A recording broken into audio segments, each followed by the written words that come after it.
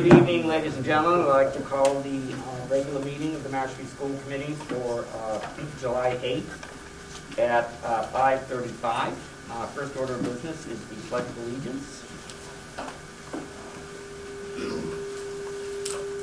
I pledge allegiance to the flag of the United States of America and to the republic for which it stands, one nation, under God, indivisible, with liberty and justice for all.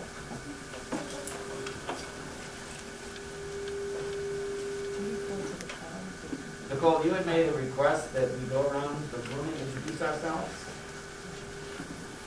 I just wanted to know who was in the room. You could just tell us. That would be helpful. Okay, fine. We have in the room, there are several members of the public. We have Dr. Hanscom, the Assistant Superintendent, Superintendent DeBoer, Kathy Lyko, the Secretary and Treasurer, Paul Funk, Business Manager, Don Myers, and myself. Okay, thank you. Okay. And we'll introduce the other guests when they come up to share. First item is to ratify the agenda of July 8th. Do I hear a motion to ratify?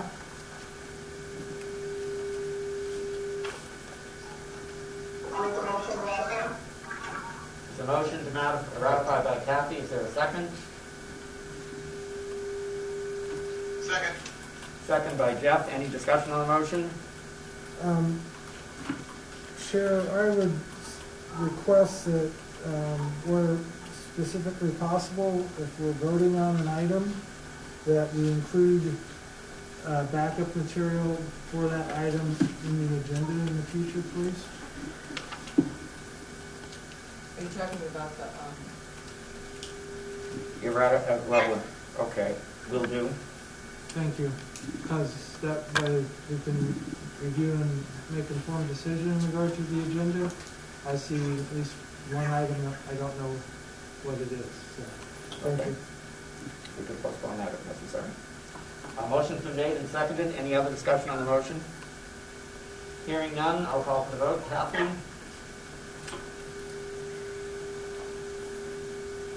What did you say? Kathy? Nicole? Yes. Jeff? Jeff? Yes. Yes. And yes.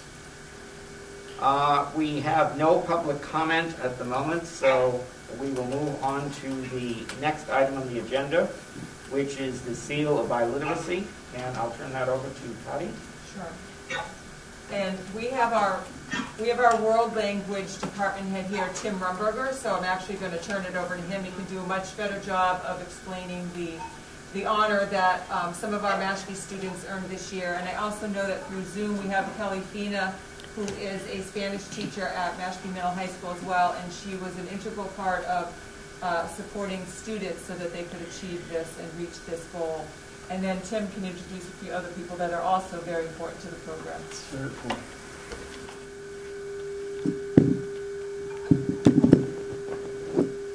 I have to do that because if my wife sees the recording of the meeting and I don't wipe the microphone off, I'll be in trouble. Mr. Chairman, Madam Superintendent. It's not going to work for me. I can't hear anything. You can't hear me. Can you hear me now? Not much better. Are you holding the mic, Tim? I am holding it right up to my mask. You can take it off the stand and look. Oh, okay.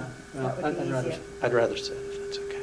Let's Okay. see about holding that little hover cam thing. I don't know if that makes a difference to you. Is this any better?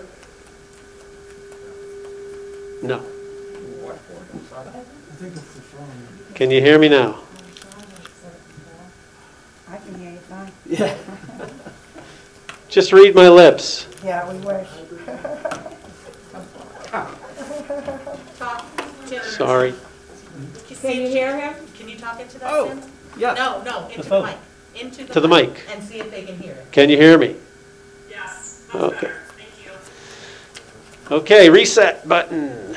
Mr. Chairman, Madam Superintendent and Assistant Superintendent, Mr. Funk, members of the committee, and honored guests, good evening. A lot has happened since we last appeared before you in June of 2019.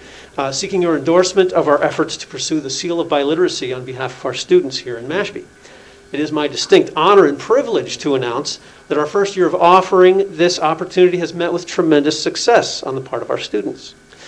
As you can see in your meeting materials, we have a total of 10 students who earned either the Massachusetts State Seal or the Global Seal of Biliteracy. We also have a student who was the first to seek the seal in a native language in our school and in the state. We are here to honor them all tonight and thank you for supporting us in this effort. And their accomplishments are all the more noteworthy because they did it during the coronavirus pandemic.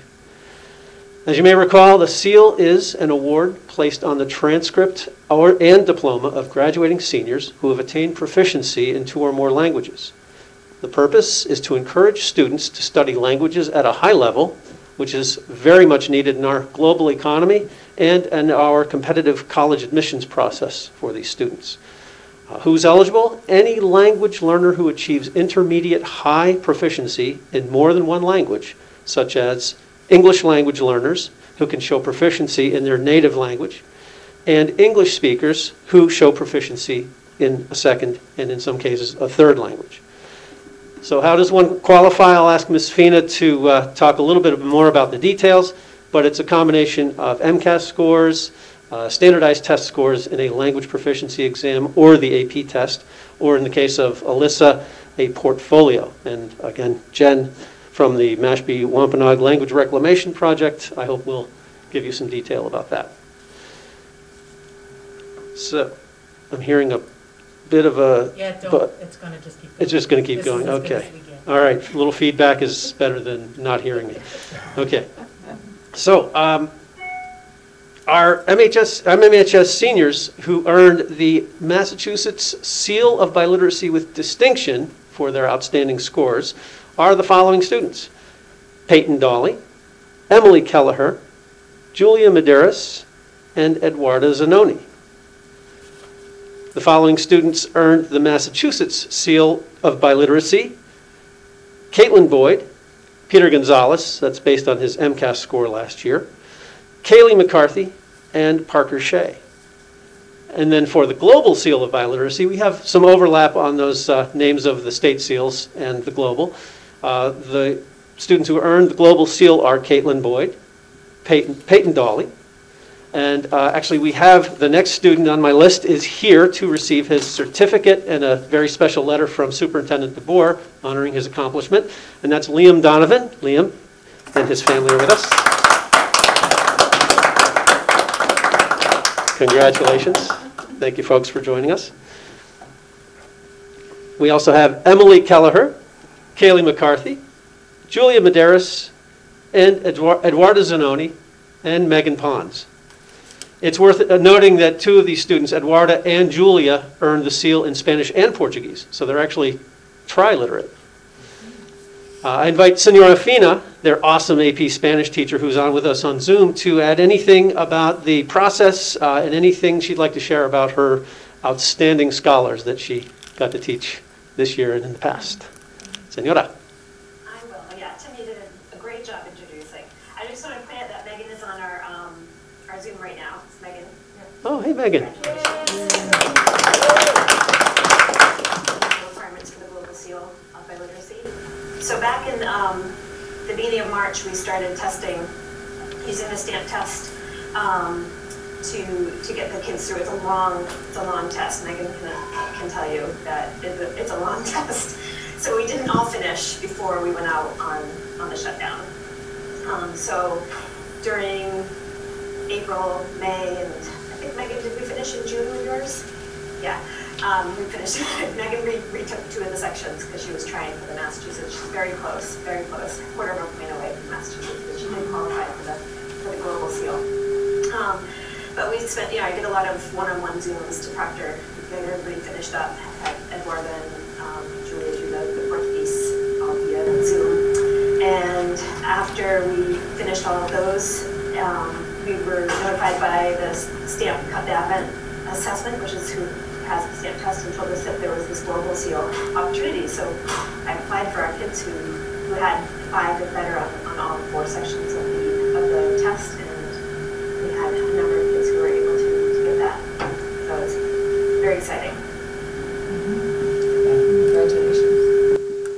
Yes, yes. And as you can see by just her depth of encyclopedic depth of knowledge and her care for her students, that Senora Fina really did a great job with this. In fact, she's kind of been a prime mover behind the whole effort since day one of as soon as the Seal of Biliteracy became a thing a couple of years ago. We got to do this. We got to do this. And the remote proctoring that just took hours and hours, and letting students keep coming back and try again and never saying no, just shows you that she really is there for her students. So gracias again. As I'm thanking people, I should thank our representative from Avant, the company that produces the stamp test, Betty Jagundez, who just every time we needed a retest, she was right there immediately making it available, which was great, and never said no. Kind of like, Senora Fina on behalf of her students. Also, thanks to our Seal of Biliteracy Implementation Committee. I think I see Ellie. Ellie? Is Pat Montesi also there? Yes, she is. They're on our committee along with our world language teachers. And again, without you, it wouldn't have happened. So thank you so much. Now that we've talked about the Seal of Biliteracy in Spanish and Portuguese, it's on to Elisa. We have Elisa Harris and her family here with us tonight. And they are here, and Elisa is going to receive special recognition, has received special recognition for her grit and determination in pursuing the Seal of Biliteracy. She is, as I mentioned earlier, the first student in Massachusetts to make the attempt in a native language, Wampanoag.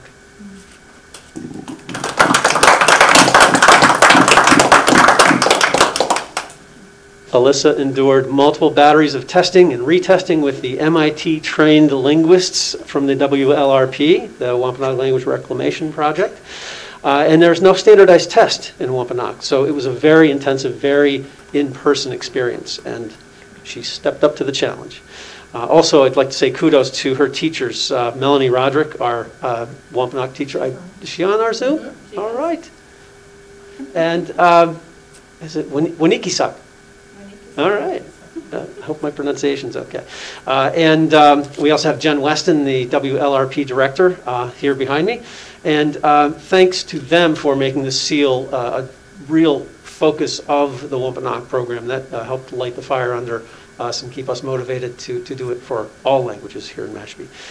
And also through Elisa's and her teachers and WLRP's advocacy and really being conscientious about the design of the seal that had been developed, the DESE redesigned the insignia that is going to appear on students' diplomas, and it's one that reflects more sensitivity to our native students and their heritage than the one that was originally developed.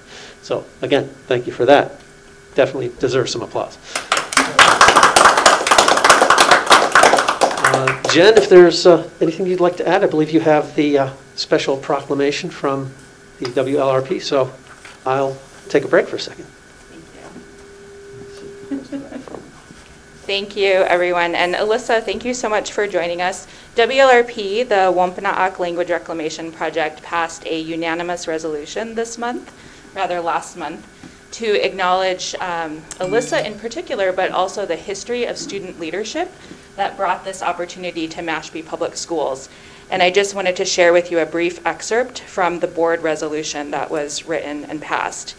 Whereas Wampanoag students from the Mashpee Public Schools Indian Education Committee in 2017 requested access to world language credit-bearing courses in Wampanoag language, and whereas WLRP was in 2018 awarded a grant from the U.S. Department of Education in collaboration with Mashpee Public Schools to administer a 5-year bilingual education program called Namakaya Sanonak, Our Children Speak 2 Languages.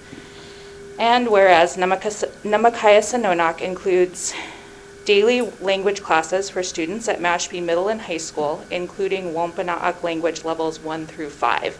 So that is our goal at the end of our project. And we hope in the future, once students have had the opportunity for 4 to 5 years of Wampanoag language instruction, that they will be able to achieve the intermediate high or advanced low speaker status required by the SEALs. But we would really like to acknowledge Elisa's hard work this year. While she fell just short of intermediate high, she did participate in exemplary work as a Wampanoag Pasuk, Nis, and Nush student, so she completed all 3 levels that we offer to date. And she also completed a 5-part, very rigorous portfolio, so the first ever of this type of evaluation. We'd like to acknowledge our linguists, Jessie Little-Dobert, Natana Hicks-Greendeer, and Tracy Kelly, who also participated in creating portions of the curriculum for Wampanoag Level 3 this year, and to Jessie and Natana, who assisted us with the evaluation process. Therefore, we, the membership of the WLRP, do hereby unanimously pass WLRP Resolution 2020-0607 in honor of class of 2020 graduate Elisa Harris for helping to create new pathways for future students of Wampanoag language through her efforts to assist our teaching and linguist team in piloting a new Seal of Biliteracy opportunity for future generations of Wampanoag language students at MMHS. And it is signed on behalf of Brian Whedon, our Vice Chair and Acting Board Chair, Katura Peters, our Secretary, Tia Pocknett, Treasurer, Sharman Brown, Eleanor Coombs-Jackson, and Jeffrey Madison, at-large members. Thank you very much. And Alyssa, I have a copy of the resolution for you, as well as a copy of our Wampanoag language prayer book and our most recent publication.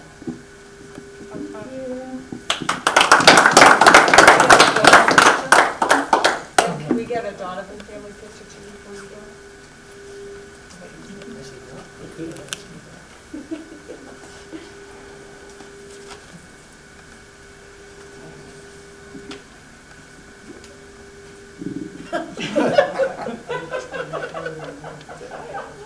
Okay, you ready? Sorry, Julie. Good role models. Awesome. Congratulations. And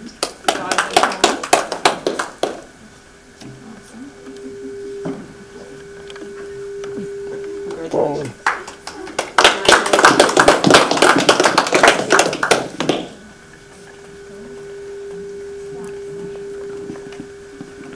I think that's kind of brings things to a close. I just wanted to say it was a pleasure to be involved in this, and thanks to everyone who supported us. The school committee was very, very supportive last year. We had a meeting at the tribal headquarters, and that's where the approval was given.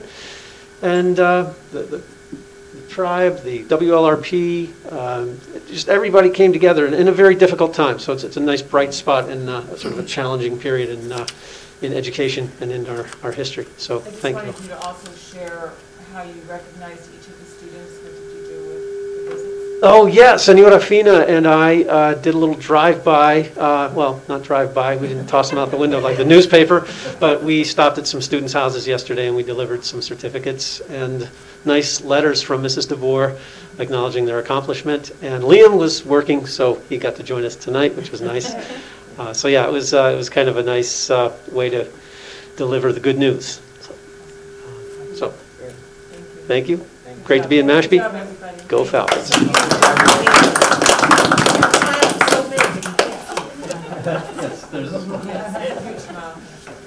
Thank you for coming. Appreciate it. Mr. Chairman? Yes. Yes, Nicole? Are there any students left in the room? Yes, Leah, Alyssa. Hold on a sec. Alyssa and Liam are here. Alyssa. Hold on one Just second. Nicole wants to say something. Well, I think we lost Megan. She dropped off, and I don't want to stretch out our meeting too long, but I would love to hear from the students about what role they feel language is going to play in their life moving forward, and what this accomplishment really means to them in terms of their life goals.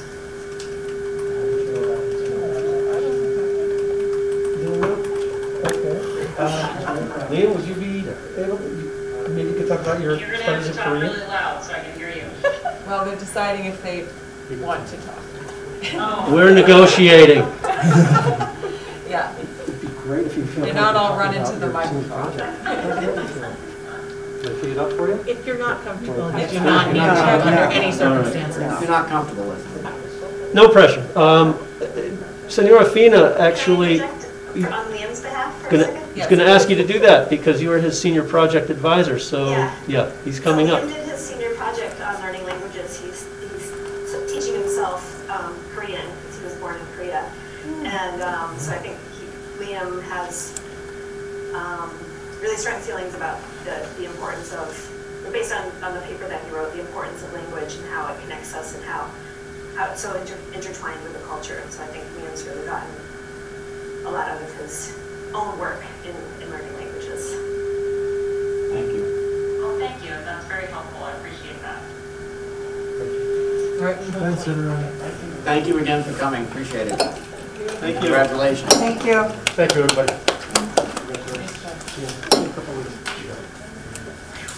And I also, for breaking here for a second, I just want to extend my thanks to the educators and to Jesse and to Jen and to just the whole support network for these kids. In normal times, you would still have done an extraordinary effort to get them to this point, and what one-on-one Zooms and proctoring exams, and I just can't even imagine. So thank you so much for your student-first mentality and helping them succeed. We really appreciate that at Mashpee, and I think that's what makes this district so special. So thank you. Thank you, Nicole. Thank you to all of you. Next item on the agenda is the approval of the minutes. We have two to approve. I'll take these separately. Minutes of June 10th. We'll accept a motion to approve.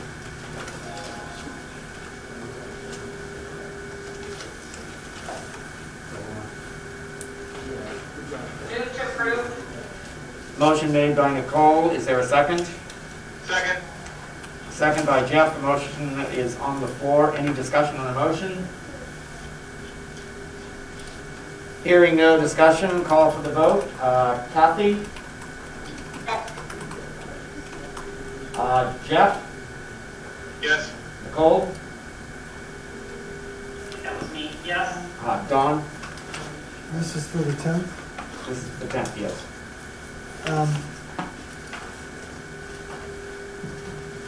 I would just well, yes. Yes, and that is unanimous. Next, minutes to approve are those of June 24th. Chair will entertain a motion to approve. So moved. Moved by Dawn. Second by Kathy. Thank you. Any discussion on the motion for the June 24th?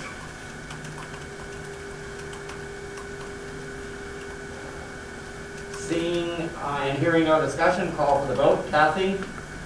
Yes. Jeff? Yes. Nicole? Yes. Dawn? Yes. And I vote yes. Thank you. Next on the agenda is report of the superintendent. Update on planning forward. There is a tremendous amount going on as far as planning forward is concerned, and it is all really still in a state of flux. We have three committees, two of which are currently meeting. One is the all online education. The second is all in-school education. And the third will be a combination. Those meetings will start about July 20th. We are still waiting for guidelines from DESE, which affects many of these things that, this is a logistical nightmare. And it's going to affect many of the things, particularly busing. We don't know what DESE is coming down with as far as busing requirements are concerned. That's still up in the air. I think that covers the major part of it. Superintendent? Yeah, so we have about, we set it up with those three groups like the chair said. The in-person model has about 38 people on it. It has some students, parents from each school, teachers from each school, district leaders. The DPW is involved with that one. The health agent for the town of Mashpee is on that one. Food services director. So there's a whole group of sort of people with expertise in certain areas, as well as sort of those that are going to experience it. So we've done a lot of work. We've developed our focus areas for in-person learning and sort of filled in a lot of visions, I guess, for each of those areas. The guidelines of 3 to 6 feet for student spacing in classrooms is doable in our district based on our spaces and our enrollment. We are going to be moving some excess furniture out of spaces, but we are also striving for a larger spacing than the 3 feet. I would like to see a 5-foot distancing, and the commissioner has said that's, chair to chair is the 3 feet, and then we're trying to create a 6-foot distance for the teacher. The chairs are all supposed to face the same way, and then the teacher would have a distance for some of the explicit instruction, but that doesn't really, lend itself super well for how we really want to teach, but we're going to adapt for the period of time that COVID is with us. The other piece, originally they said that students would eat lunch in their rooms, which doesn't make sense because you would have to take your masks off. And then they made the suggestion that some kids could be taking a mask break while others are eating. They talked about the hallway, but for here in Mashpee, we're fortunate. So for our in-person learning model, we'll be able to capture spaces in our cafeterias and our gymnasiums, and they'll be set up with 6-foot distancing for individual eating, and they will not be masked, and we will have as many windows open. So, and it will be a bag lunch anyway. There's no hot lunches during this time. So that's something doable. But the biggest piece for us is the transportation. We do meet regularly. Today we met with the Cape and Islands superintendents meet, and then we also meet with Old Colony, which is a bigger group that goes all the way to Rhode Island. There is a strong desire on the Cape to try to be in lockstep with each other. So that will ultimately come down to a decision of the school committee, whether we are hybrid at the high school or in person at the high school. So we have a lot of, I think, some great ideas. The teaching will be different in a remote learning for moving forward. It will not be like the spring in terms of the expectation for the day of learning for students as well as the teaching day.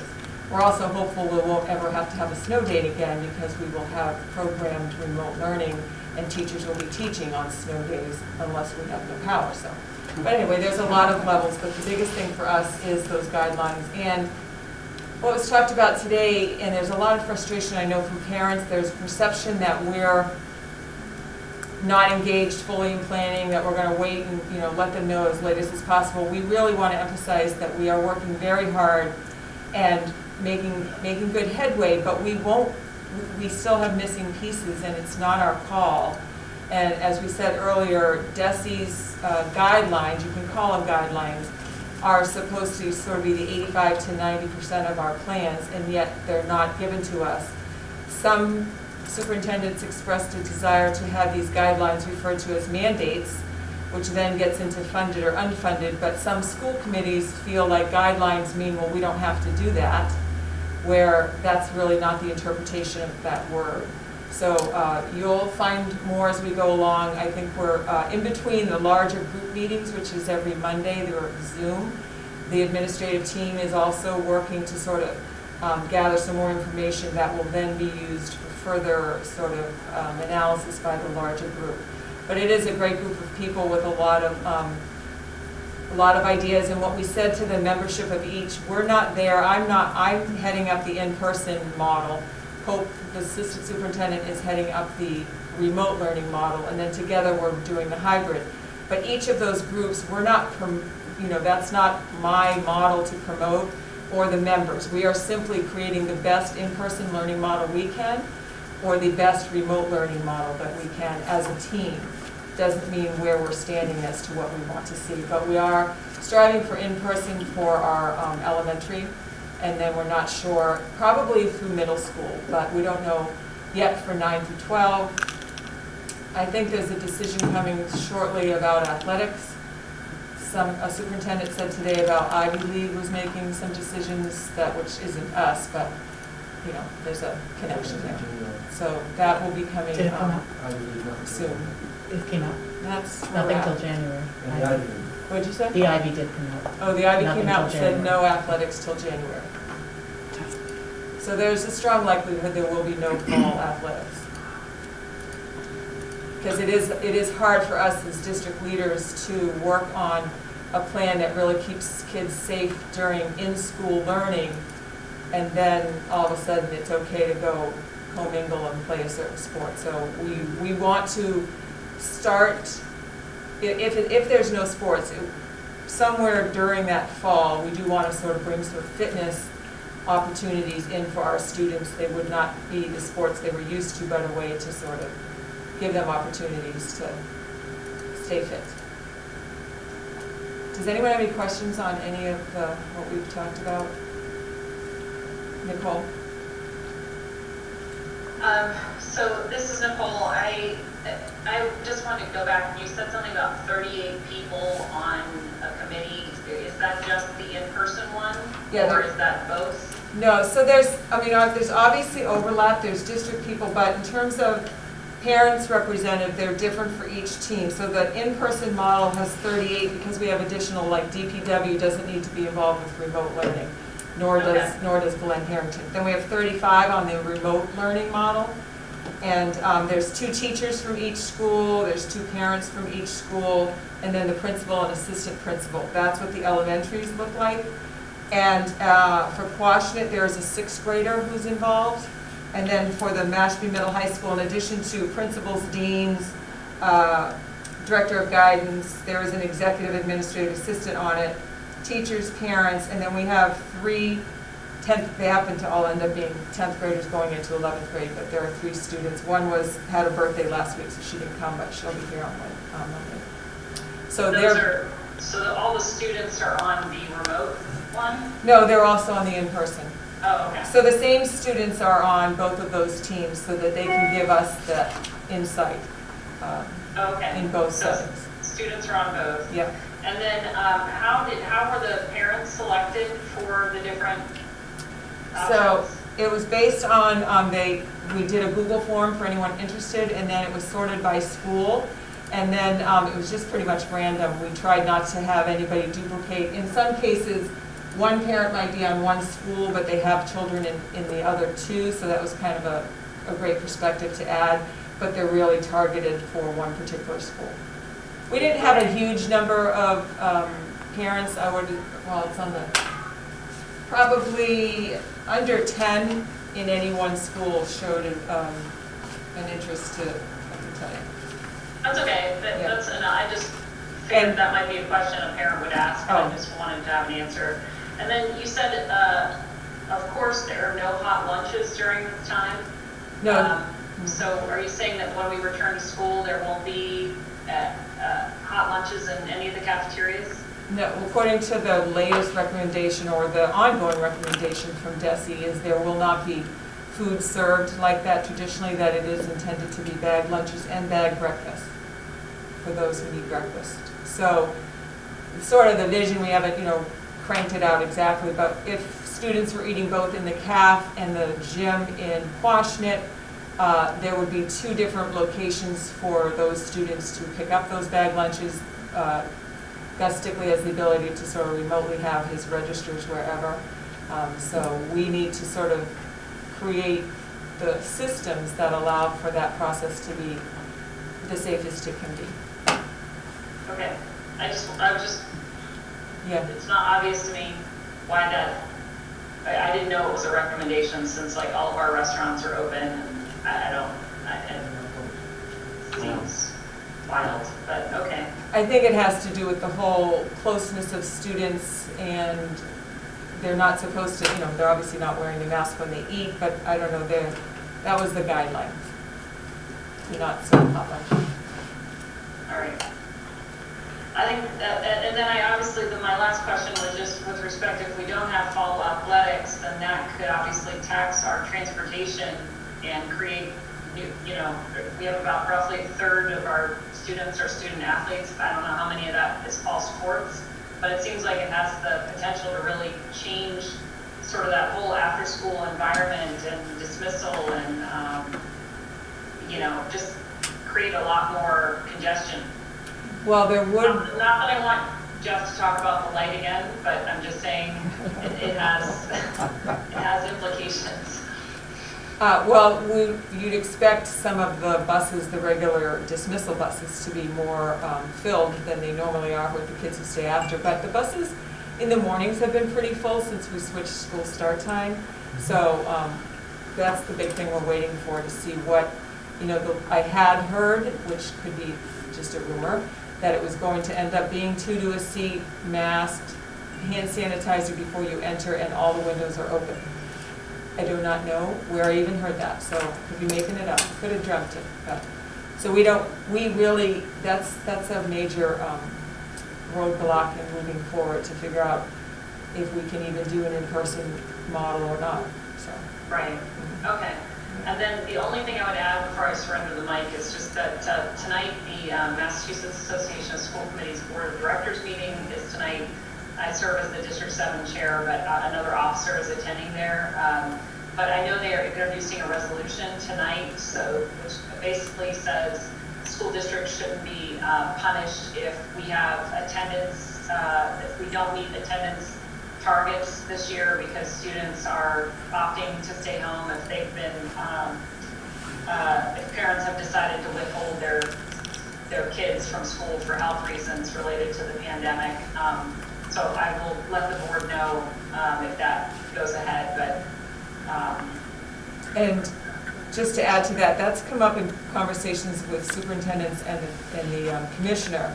And I believe they were leaning in that the attendance would not be one of the markers used this year in terms of the accountability, or what's that word? Accountability. Accountability. So there's a very strong push for that to not be a consideration. Well, Nicole, I have a question on that. So, can you hear Dawn? Can you hear me? Do you want to, how about go closer to the spaceship? To the spaceship? So, Nicole, is the question in regard to in-person attendance or attendance in a remote environment? Because I think it's two vastly different scenarios. I mean, I would expect that everyone should be able to attend a remote model. I mean, to allow individuals to opt out because they don't feel like it kind of defeats the purpose. So yes, I guess I'm curious in regard to specifically to in-person attendance. It does. Okay, I wasn't sure. All right, thank you. That's a good clarification, though. Okay. And the remote plans that we're hopeful to develop have a greater accountability piece where you would check in, and there will be a better way to monitor students. I did have a question for the superintendent in regard to after-school activities. So if it sounds like maybe other districts are not participating in athletic programs, does that mean that there will be a cessation of the numerous after-school activities that take place also? So that is on our list both for the remote and in-person ed. For example, in-person at Quashnet, they probably will not do what they call their 16-week after-school offerings. But then we've looked at, clubs sort of as the student council or honor society, different clubs that could still meet virtually, may still meet. The high school, that will be part of their evaluation when they look into what kind of programming they want to have as well.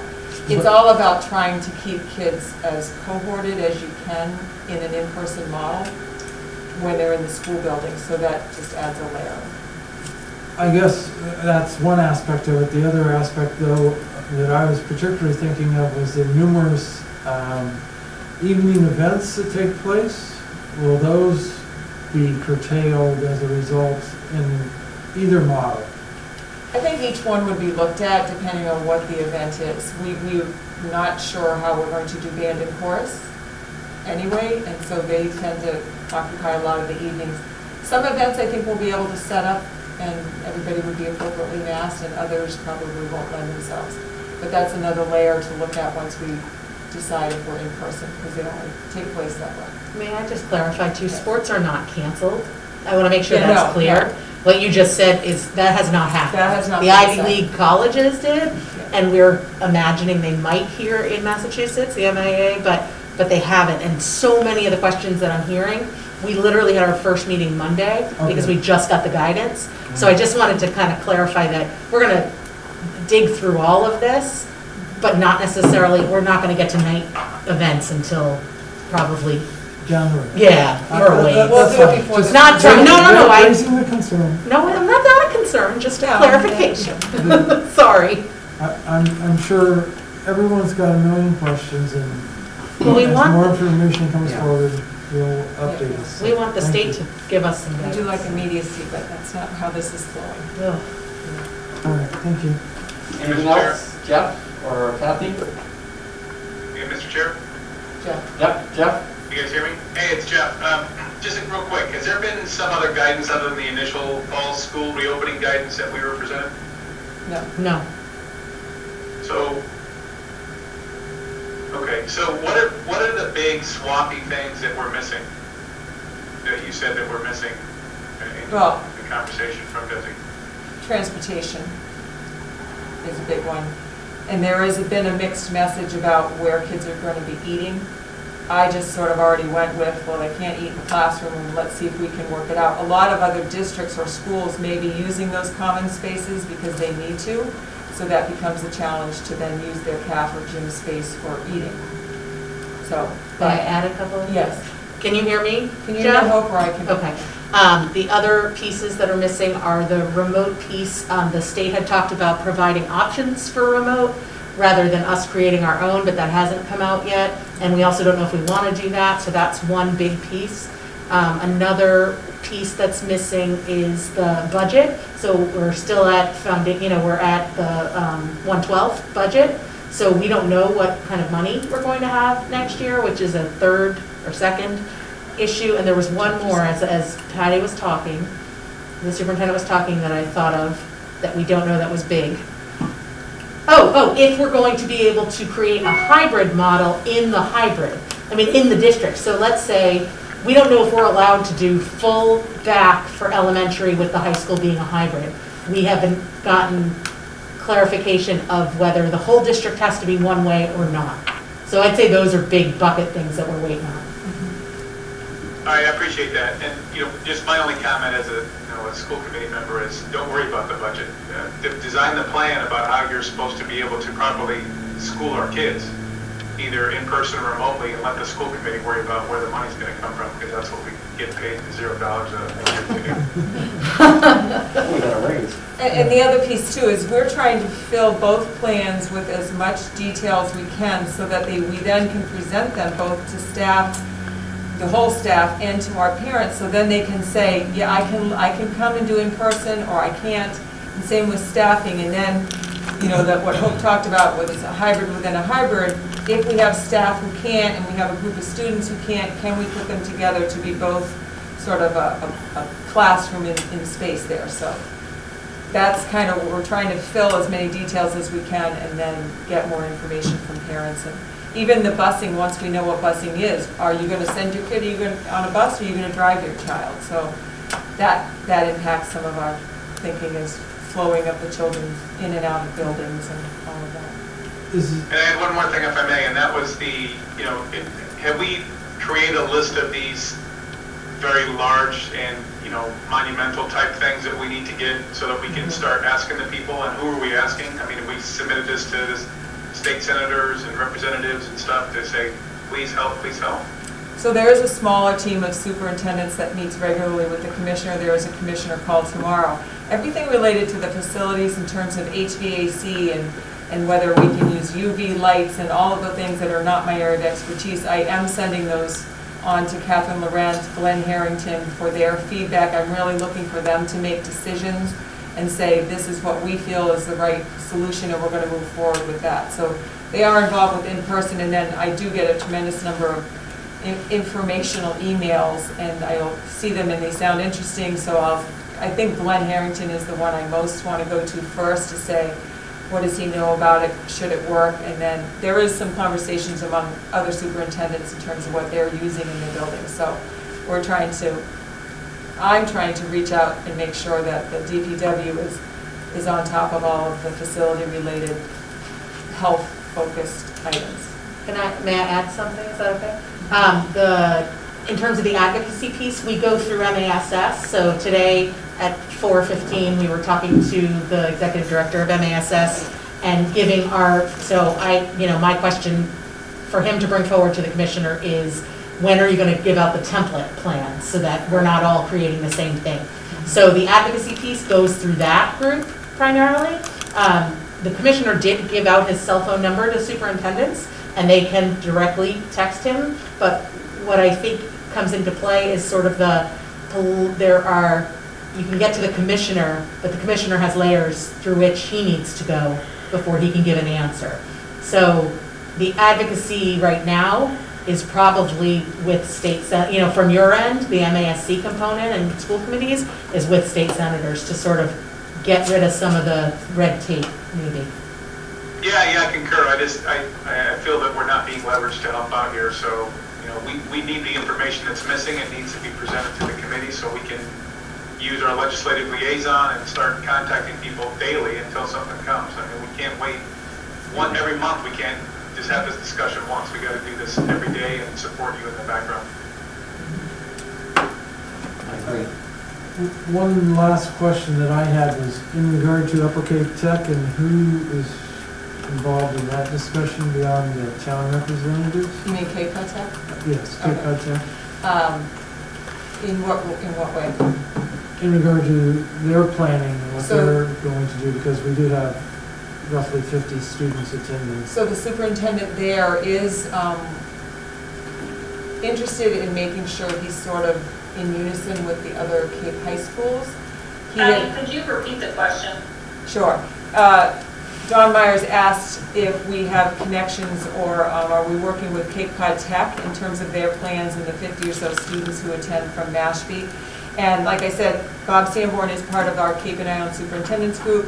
Voc Tech is a little bit different because they've all talked about, well, they could have a week on and a week off, and the week on is when you're doing your hands-on lab type of thing, and the week off would be their academic week, and that would be remote and spacing-wise and all that. So I believe he has the ability to do full return of students, but I think we're all assessing whether which direction we want to go in.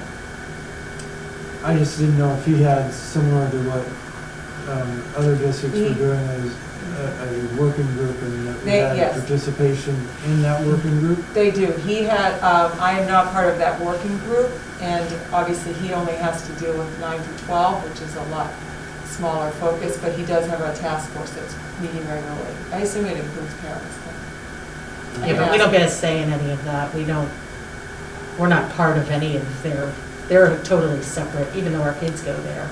It's not like we can be like, oh, and we want you to make sure, like they're a separate entity. Well, but we have representatives from the town. That's how you would get in if you Right. I didn't know if there was coordination with them.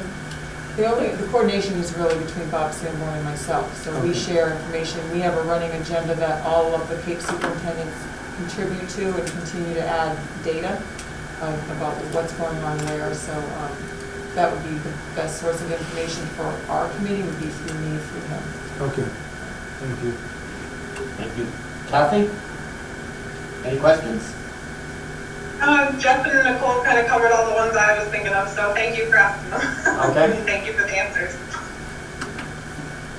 Hey, George, I just have one more question. Sure. For Patty. Is the calendar, are you at all worried that the school calendar would be impacted? Like, we're definitely starting when we're planning to start, or is there a potential that we could have to start after Labor Day? So that came up, I'm glad you brought that up. It has been discussed in terms of, so first there's two things. The commissioner has talked about making a school year that would be less than 180 days so that we as a district could capture those days for teacher training and not have to affect the contract with teachers. Barnstable has been looking at their start, and they were taking their various PD days and moving them to the beginning. There's also some conversation starting in Barnstable anyway about whether to merge into one March vacation and not have the February and April. With all of her changes and starting more around mid-September for students around the 14-15, it would put them at a June 30th end time. But it's worth looking at. She was moving something about maybe the election or primary days. She did say they don't have any voting in their schools anymore, so there was a day that they were going to recapture or do something with. So we're all interested because that would be also something we might want to be more in unison with, and you know, if we need more time because we're going in person or whatever it is, we want to make sure it's done right, so if we need to start later, we will. So that could be coming up in a later meeting with the school committee in August, obviously. Okay, great, thank you. All set, Nicole? Okay. Thank you. And next item on the agenda is the personnel report, or update, I should say. So it's in your packet. Does anyone have any questions on it? I found it helpful to just keep this as a running document until we start the next school year. The only difference from the last one you might have seen was we had a resignation of a paraprofessional at Mashpee Middle High School, Rashida Phillips. We did fill where is that one? The special ed position at Quashnet has been filled. The PE position or wellness position at the high school, replacing Brian Corrigan, the candidate has been chosen, so we're waiting to finish the process in peace in my office area. So I think we're pretty well, I mean, Hope and I have met every one of the new members of our team, and we're very impressed with the people that have been brought on board. So that's just a running tally. Any questions? Okay. Done? Yep. Next up is Mr. Funk with the budget report. Not much has changed. No, not much has changed. We're still closing out. Can you hear him? I'm sorry. No, you know what, I'll move the... She wants to make sure you're heard. Oh, can I hear? Oh, no. No, you can hear. Let's No, make I sure they can can hear. Can you hear me? Oh, that would work well. Can you hear me? I can hear you. Okay. All right, can everyone hear me now? Just kind of, okay, great, thank you. I'm going to roll into, I see FY21 here, but I'm going to roll into, take FY21 and FY21 and FY20 and kind of roll them together. First of all, in FY20, if you turn to the budget to actual page, the first page, you'll notice that there's a negative 122, 173. If you remember back 2 weeks ago, that was at 243 something, and I think a couple of members asked, will that change drastically? You can see it's come down very drastically, over 200,000. And now, as of today, we're down to a negative 62,250, I'm sorry, a negative $75,500. So as we close out purchase orders of unexpended funds, that goes back into the negative amount starts to reduce. And on the salary side, we're at $602,000 that will be considered unspent, which will go back to the town. The FY21 budget, which we are just opening up, I have conversations on a weekly basis. We've decided to stay in contact with the town finance director to make sure that there's we're on the CARES Act and FEMA, and we're not, if we get funds on our side, that we're not duplicating. I have asked if there are any reductions in the future in the budgets that were voted by the town, and the answer was no. The town manager has not instructed any reductions of the town's budget. My main concern naturally is the Chapter 70 money coming from the state, whether that gets reduced and whether that will affect the budget. By turning back the salary at 602, that basically covers the increase in the FY21 budget. So it's almost I don't want to call it a wash of funds, but by turning that back, it doesn't affect the town's free cash or any other budgetary items. So I will now entertain any questions on the 20 or 21 budget.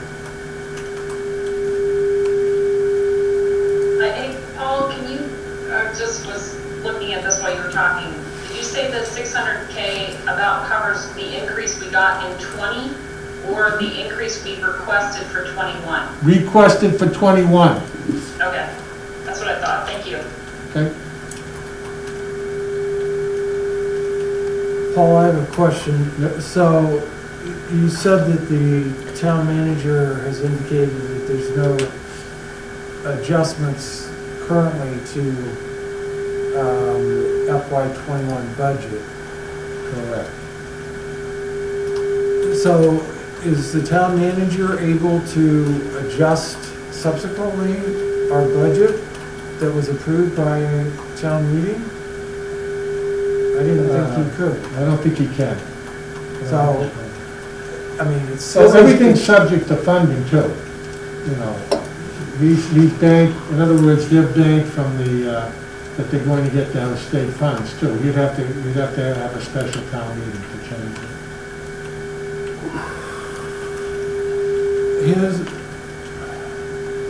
My recollection from town meeting was the voters approved the expenditures, not the sources of the funds. Correct. So it defaults back, I believe, to the town manager and the town accountant to be able to fund what was approved, or they would have to go back to subsequent town meeting to address the budgets. Correct? Correct. All right. You all hear that discussion? Okay. Anything else for Paul? Jeff? Jeff? Is that a hand up or a thumbs up? Good, sir. That's a thumbs up. Okay, sorry. Thumbs up. Okay, I saw it, Jeff. I appreciate that. I have one other item on the agenda, and it wasn't on the agenda. We had talked about teacher desks. Do you want to cover that now, Madam Superintendent? Is that okay? So the superintendent had picked out the type of desk that she wants. It's a desk that will, it's more of a table type desk that will go up and down, so they can use it as a lectern or they can use it as a desk. They're kind of separate items, so you have a desk, a chair, and then a storage unit. We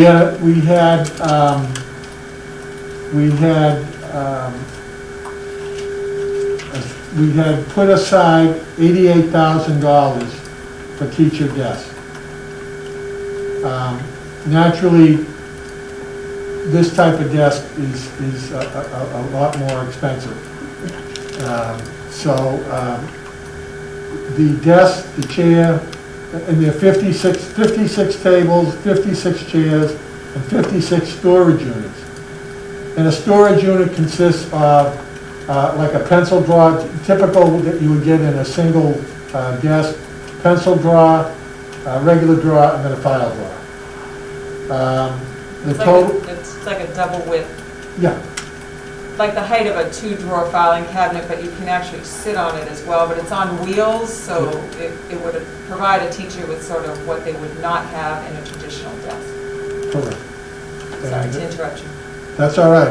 The clarification is excellent, because when I give them the difference in price. The total on the desk, the chair, and the unit comes to $130,000.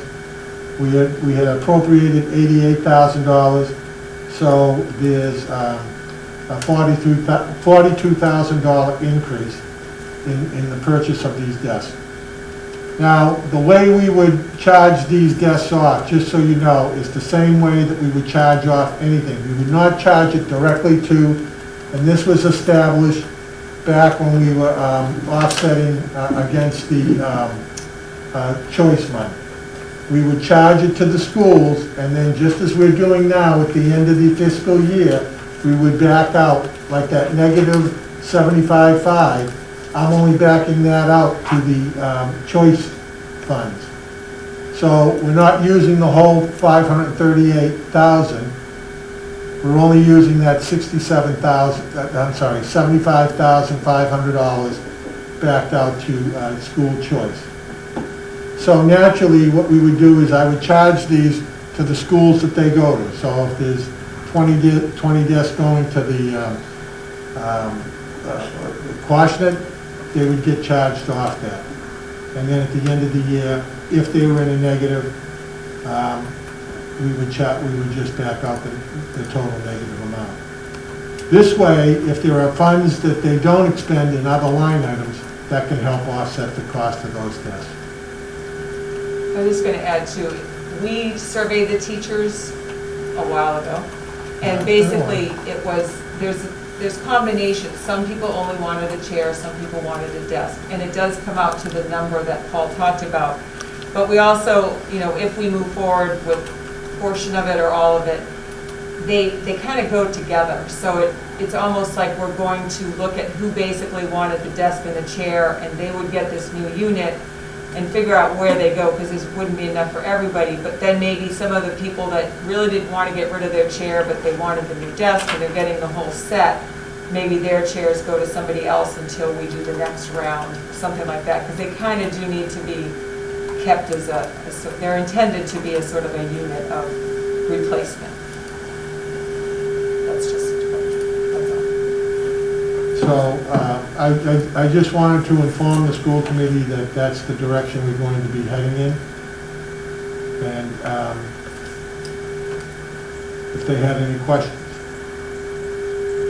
So this is Nicole. I guess my question is, because it's hard because I can hear Patty really well, and so then it almost like makes you sound worse because we've just been listening to Patty. So I apologize if you said this at the beginning, but we had allocated money from school choice in the current school year, which is now over. And now you're talking about the 538 that we had budgeted from choice in the FY21 budget. Is that correct? That is correct. Okay. Except that, and you're saying that you're going to we're going to do it the same way we always do. We're going to put those charges towards the you know, where they belong in the budget, and then back out the choice at the end of the year, only using what we need to. That's correct. We haven't discussed any other expenditure, or the other stuff that we, that was the last month's meeting, the canopy, the different, flagpoles. Are all those things considered collectively as one number? So we hadn't moved it forward on anything that was from the most recent list. This was just sort of the carryover from the FY20.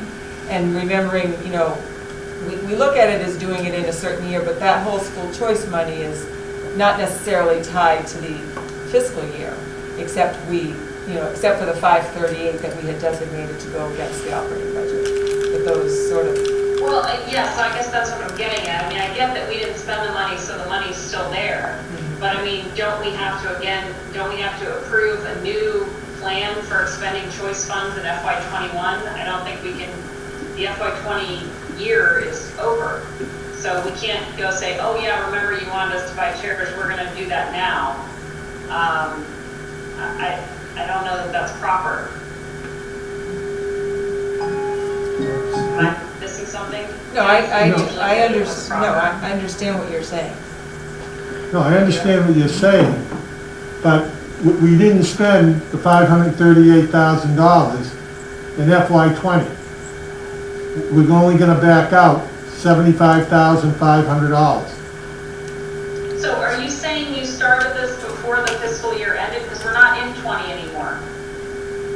No, I haven't purchased them. I'll be purchasing them in 21. That's correct. My hesitancy has to do with sort of the situation we're in. Before, you know, a year ago when we're talking about the sort of nice list from school choice, it was one thing, and then now, you know, facing a lot of unknowns and potential budget issues, it doesn't feel right.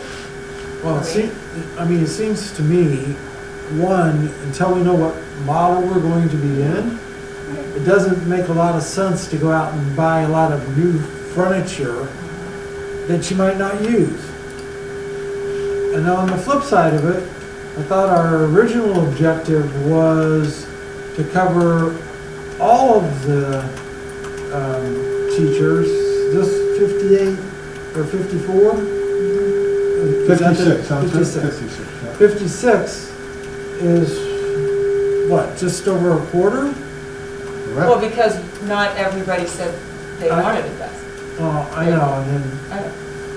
then they're gonna see the person in the next room's got something, and then. Yeah, I mean, it really should be sort of done in waves or schools, because you want to be consistent. And if that's the case, then, you know, is this part of a committed long-term plan that over a course of 4 years or 3 years, we're gonna roll through every classroom? Well, And I don't know that we have to answer that tonight, but, so, one, I'm concerned about us expending a large amount of money, whether it's from choice or not, until we have a better idea in regard to what the future looks like. Number two, I do believe that if we're going to tap into those funds, that the school committee should be having a discussion, and at least a vote, in regard to wanting to expend those funds on any significant project like this, in my opinion. yeah, we were just updating based on, that was sort of one that hadn't been addressed or finished or any of that, and you know, we were on a roll, and then it kind of got slowed in certain phases, and so then we ended up with sort of this selection of a desk area that would be taking up a little less space in classrooms, but I don't know what the classrooms are going to look like, and so it was just sort of updating that as to maybe why we would hold at this point, because it's not coming in at the 88,000 that we put out there, but. I was under the impression from Paul Well, that he's done a lot of work and gotten a lot of good quotes and. I was under the impression from what you said that you were going to move forward. Don, please get closer to the microphone. Oh, it's over by Paul. So Don was under the impression that we were basically, this was sort of a deal that was already moving forward. It was just meant to be an update tonight in terms of the amount that it would really cost to do the 56 people that I asked for. No, I will apologize if I misunderstood. No, that's why I brought it to the committee. Yeah, no, we And would the not other do piece- that. The other piece because it was was, an item that you know, it kind of got, set aside. well, that's not the desk we want. Right. And you and I had that conversation, you know, this is a $200 desk, this is a $1,000 desk. Right. So, Okay, that's what we want. I'm sorry. I that's okay. misunderstood what you were No, telling we're, us. So, I thank you. personally, he's done a lot of work to find out really what it would be. Given our current environment, I would not be asking for your approval. I mean, I would ask for your approval. I would not be requesting we make this purchase now. All right, thank you. Okay, that's what I was confused about. I thought Paul was saying we were doing this. We're not doing this. Well, he has all the information, I mean, he's bringing it to you if you decided to do it, Thank you. basically. Thank you, Madam Secretary. He said thank you. He was informing you, and you would be the ones to decide what you wanted to do. But my recommendation would be to wait, as is I think Mr. Funk as well, because we have a lot of worries. No, we don't, we're all good. I'm Well, not going to say we have worries. Everything is solvable. No, Mr. Chairman, if I may, Please. I agree. I mean, I'm the #1 fan of pushing for these desks. I think that it was something that I was asking for. And I also agree that the timing is not the best timing to go and spend money, although spending money towards quality of life for the teachers, even if they're not going to be in the school, is a viable effort no matter when it's done, in my opinion. My disappointment in the fact is that it's been over a year, and after the end of the fiscal year, we're now finally going to make a decision that it's going to cost twice as much as we originally decided, and we're not going to do it. So that is my editorial, but I don't think we should be spending that kind of money right now. We don't know what that $150,000 is going to be needed for next year. Kathy?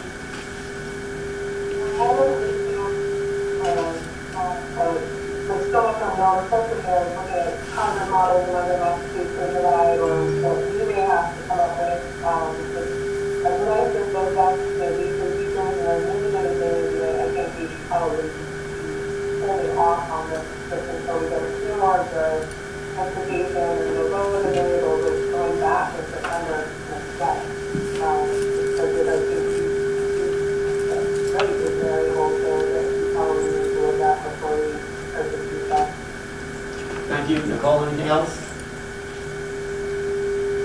No, I think my confusion was clarified by Patty, so I'm in agreement. Okay. Sense of the committee that we hold off purchasing them. No problem. Okay.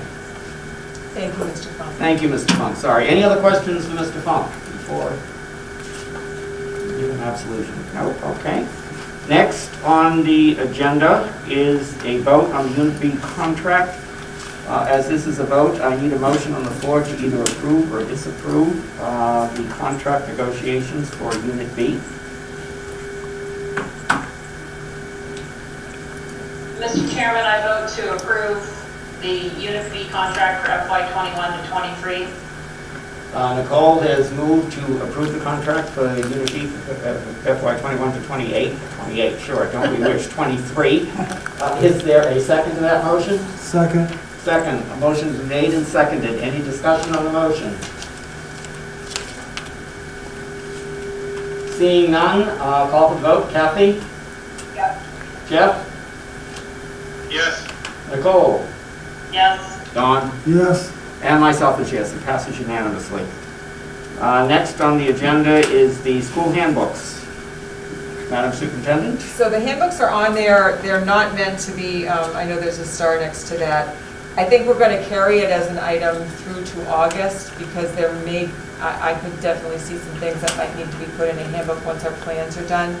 So it's, I guess maybe it didn't need to be on here. It was here in case, but you'll see it again in August. And I'm not sure we've had this conversation before about whether you have to approve or not, but it doesn't hurt to, it doesn't hurt anything to approve. So you'll see that again on the August 19th meeting. Thank you. Any questions? Do you need to table or Mr. Chairman, I move to table the school handbooks until the next meeting. Jeff has moved that we table the school handbooks until the next meeting. Is there a second? Second by Kathy. Discussion on the motion? Seeing none, how do we vote? Kathy? Yes. Jeff? Yes. Nicole? Yes. Don? Yes. And myself, yes. It passes unanimously. Next item on the agenda is the Mashpee School Resolution COVID-19 state funding. I believe, Kathy, this went out to everybody on the... It didn't get on it. So when I looked at the packet today, I was like, where is that? Even though it was intended to be in there on Monday. So I don't know if you want me to read it, so they all know what it says. Because is this one of the things, oh, Dawn, you're here, that you didn't see in the packet? That's one of them, Yeah. Do you want me? Yeah, why don't we read it and just see Okay, if so it's a Mashpee School Committee Resolution COVID-19 state funding dated today, and it is going to be sent to Governor Charlie Baker, Education Secretary James Pizer, Education Commissioner Jeffrey Riley, Senate President Karen Spilka, House Speaker Robert DeLeo, Joint Education Committee Co-Chair Jason Lewis, and Joint Education Committee Co-Chair Alice Peisch. And then it's copied to Senator Julian Sear and Representative David Vieira. Whereas if schools are to reopen this fall in the midst of the COVID-19 pandemic, it is the responsibility of each school district to do so safely and responsibly. And whereas it is the responsibility of the state to ensure that each school district is able to pay for the enormous additional staffing, transportation, and material expenses required to do this. And whereas the state cannot expect mandatory COVID-19 safety guidelines to be followed without also ensuring that each school district has the funds required to implement these guidelines, therefore, let it be resolved that the state must guarantee every school district full reimbursement for whatever COVID-19 expenses are required to follow state mandates. We must ensure a statewide school reopening that is safe, responsible, and equitable. There can be no unfunded mandates for COVID-19. Respectfully, Mashpee School Committee, and all of your names are listed. Thank you, Patty. This, I received an email, it may have been blind copy, but I received an email with this, with a request that the Mashpee School Committee consider this. It has been passed. There's 125 other districts as of the 2nd of July had made this resolution. That approved it, and they were asking our support in approving this resolution. So that being the case, let's see, it requires a vote. I'll take a motion one way or the other to either approve or disapprove sending.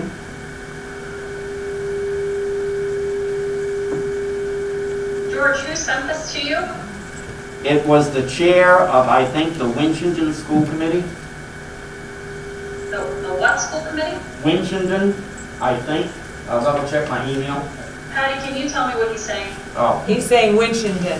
I think it was some kind of the Gardner area. Gardner. That's where it is. Winchendon is the Gardner? Okay.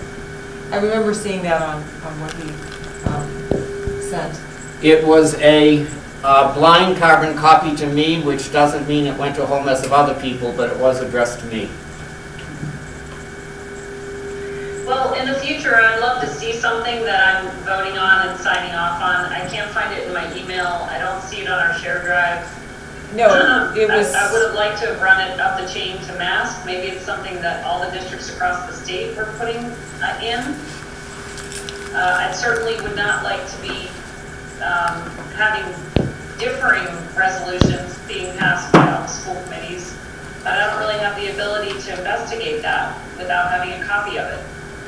So, and that's an error. I mean, it has to do with people on a Gail's on vacation, but it is on the it's on the website packet. Did you add it today?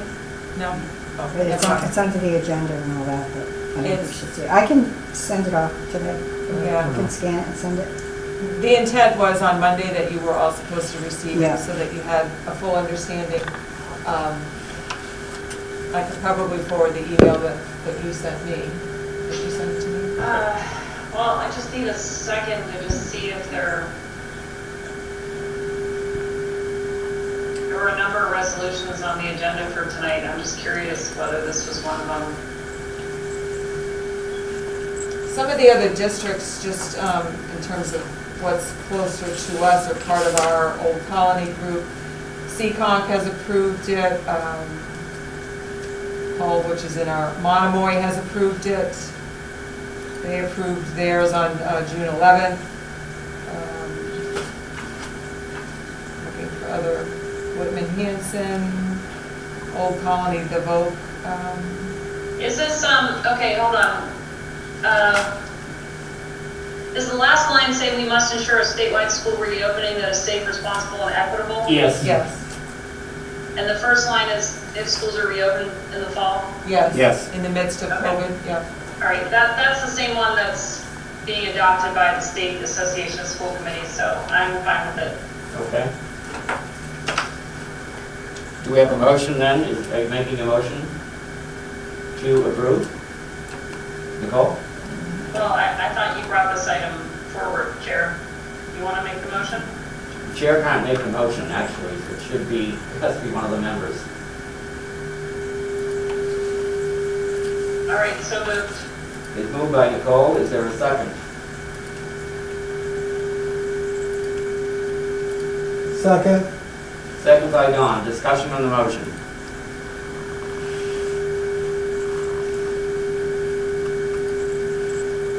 Seeing no discussion, call for the vote. Kathy? Yes. Jeff? Yes. Nicole? Yes. Don? Yes. And George, yes. Passed unanimously. I will forward that to whoever sent it to me and say that we approved it. Well, and yes, they give us guidelines, so if you want me to take care of it. Okay, fine, thank you. Next up, Mashpee School Committee self-evaluation. So based on the agenda calendar that we have, it's something that would be going out after this meeting for you to complete before August. I know that we're not necessarily having your retreat now, but you will be seeing something come from me. Either it's going to be through SurveyMonkey or it's going to be through a Google form. So you can be on the lookout for something coming shortly. And it's based on the MASC School Committee self-evaluation. So at least we have data now. I think this might be the third year or fourth. So we'll be able to see growth. And Kathy, you can just say whatever you want on your self-evaluation.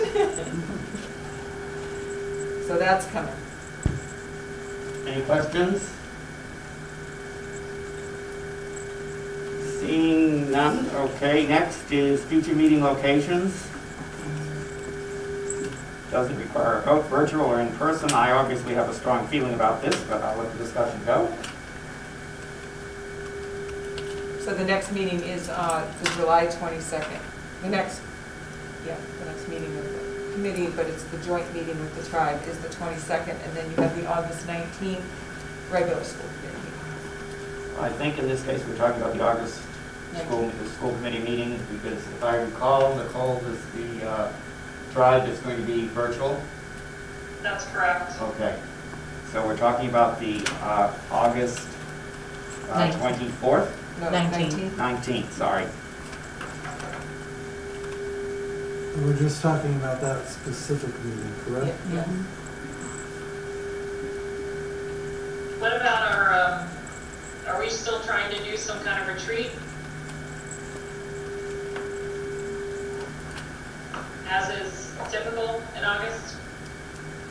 I recall at one meeting there being a conversation of wanting to shift that to the fall, because you did want it to sort of mesh with or related to the school improvement planning process. But I felt like that was part of a discussion at some point to wait until we knew where we landed with the start of school year 2021. But that's just my one. Well, my guess is we may need to have a, can you hear me? My guess is we may need to have a special meeting prior to August 19th if more information ultimately is available to the superintendent and to the committee in regard to the reopening of schools. So I'm just I guess I'm playing it by ear and just trying to hold those dates open.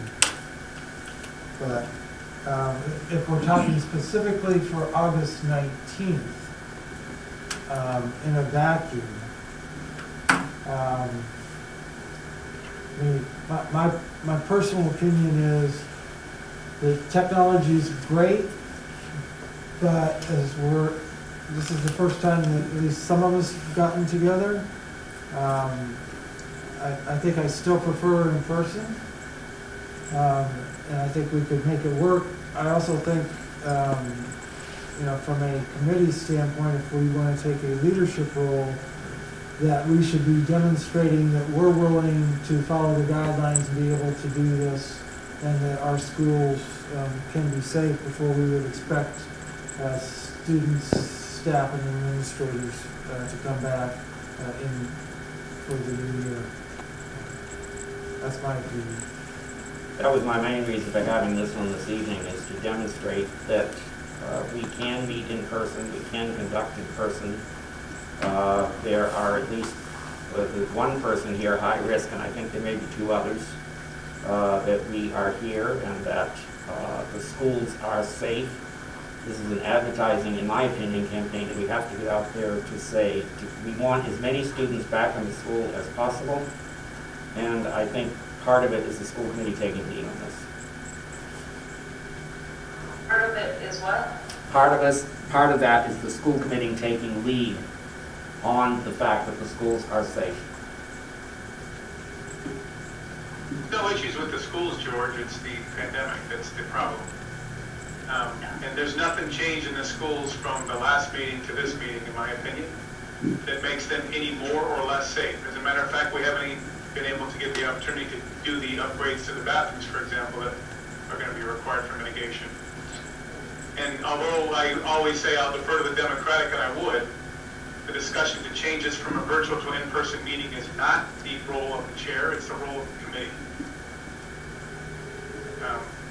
I don't know about the optics about making the school better or leadership roles. We're taking the leadership role when we continue to do our business in a pretty efficient manner while also doing mitigation efforts to ensure that nobody was exposed. So I think we're splitting hairs here, but if we're going to make these decisions, it's got to be a group decision, not an individual decision. Kathy? I mean, I agree. I don't necessarily think it's the school that's the issue. I think it's just adding more people into a room that, yes, we want to, maybe say that there won't be, that we will be able to distance. I still think, the pandemic is still a pretty serious thing, and I think, it's only, there's been some struggles hearing tonight, and so I can see the value of in person. However, it's the state of everything. I think having option for the Zoom is still very important, because, again, the pandemic, and there's just a lot of variables in there, and more people in a room, it just kind of raises that risk a little bit, and I don't know, that's kind of where I'm thinking,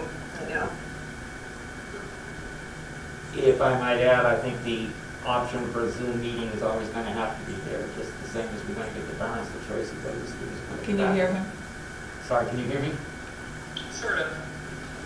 I mean, I think this is you're illustrating the point I would make perfectly, which is that this sort of hybrid approach is not ideal. It is very challenging to participate remotely when we don't have an audio system that's built into the technology, because we didn't design that room to have a virtual connection. And to me, that exposes a real flaw for the school year moving forward. I do not think that this is the best we can do. I think that I agree with Jeff. I don't think the buildings are, we're not trying to prove that the buildings are safe. We're trying to prove that we can run an in-person school environment safely. And we're not there. And in regard to optics, what I'm very concerned about, given that we are meant to be leaders as part of this district, what if we can meet an in-person meeting unnecessarily and somebody gets sick? If we don't do an in-person meeting, we don't run that risk. But if we do, then we've compromised the reopening of the school district at the start of the school year, which is really completely opposite to our role here. So I haven't heard back from all, I haven't polled other districts, so I'm not aware of anyone on the Cape that has returned to in-person meetings. In fact, our neighboring districts don't even have plans to at this point. I did hear a large district in off Cape did a hybrid approach like this for their next meeting. From some of my other fellow board members, I heard that they are also not considering it yet. So I'm not terribly compelled by the rationale. If there were business that we could not do virtually, I would find that rationale a little more compelling, but I don't think we're there. So I would propose that we, if something changes between now and then, we can adjust, but I would propose that we keep these meetings entirely virtual. It's much easier to hear.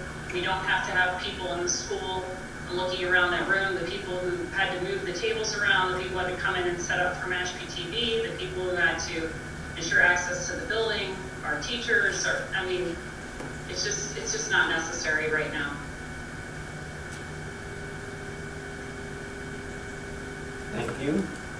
I just think from my personal perspective too, is watching what is specifically going on in Mashpee with the virus. I mean, we just entered phase 3 with the governor, so it's trying to sort of move along in that respect. And if we end up with an in-person model for our elementary, it's going to seem a little weird to go from everybody meeting virtually to now we want to make sure everybody's comfortable in this setting. So I think a gradual look to that, and if someone isn't feeling well, obviously they shouldn't come, and we can always do as well like we used to do if someone needs to phone in and you just have one face on the screen. But in this space, and we have every window and doors are open, I think being able to space yourselves out, it is doable. I mean, I don't know if anyone's eaten in an indoor restaurant or gone to any of the other things that have opened. I haven't, but I have shopped in some stores that opened, and everybody wears their mask and keeps their distance. So I think it's something that is doable as we look specifically to what Mashpee's experiences are sort of not a big global piece. Anyway, that's just my. And I would say, you know, whether it's, you know, August 19th or a subsequent meeting after that, at some point, I do think the committee has to be able to say to the parents, you know, we feel that you can come back, and we're willing to come back too. So, you know, and we have to say that to everyone. Yes, we can continue to do it this way, but I don't consider doing it remotely to be the normal that we want to adopt on a permanent basis. If that's the case, then we should, as a school committee, decide that we want to do that, you know, for our schools, and stop wasting a lot of time with coming up with other models. Or we're spending money on furniture that we won't need. But you know, I hear the concern. I hear, obviously, it is a committee decision. Maybe not August, but at some point, I do think we have to get back to some sort of normalcy, and that's based upon each person evaluating their risk metrics. So that's the last I will say on this.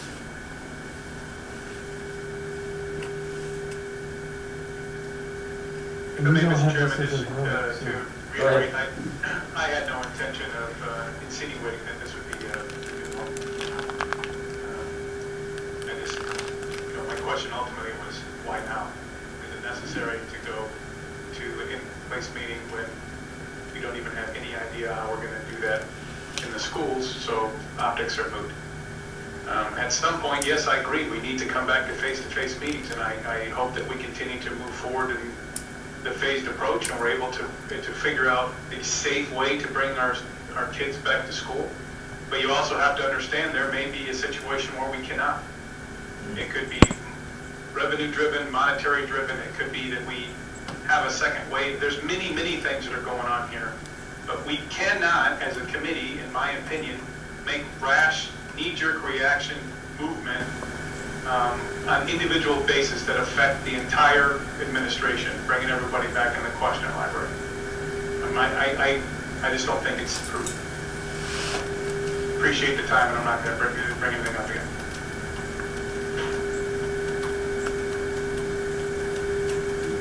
Thank you all. There's so many moving metrics here. I guess I'd be wondering, just from the three of you who are doing this remotely, what you would consider to be the parameters where it would be safe to come back to meetings? In-person meetings, obviously. Well, we discussed, I think, during the last meeting, or the meeting before that, that we thought that we would start discussing in-person meetings for August. We didn't get the opportunity to do that discussion, or maybe we need to have Glenn Harrington come in and have a chat as a special guest at the meeting. I mean, there's things that we could have done to ensure that we were following the right protocols. If the state of the Commonwealth of Massachusetts determined that they want that school committees and other regulatory boards need to come back to face, they would have stopped giving us the permission to do it virtually. You know, I don't mind being a path blazer. I don't mind being leaders, because I agree that that's our job, and I don't mind giving the support that the schools are safe. But when they're safe for everyone to come back, then we come back.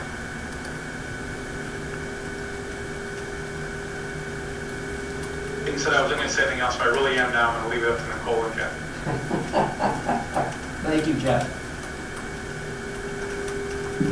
Kathy or Nicole? I think it's just kind of getting through getting a little bit more into phase 3 for me, I'd like to make sure that, you know, as more of these places start opening up, and kind of seeing where it's at and watching, and yes, I understand what Superintendent DeBoer was saying when, you know, we do have to look at Mashpee a little bit more than global, but I think we're in summer, people are here, you know, we've got to kind of see how things fall after phase 3 has been going for a little bit.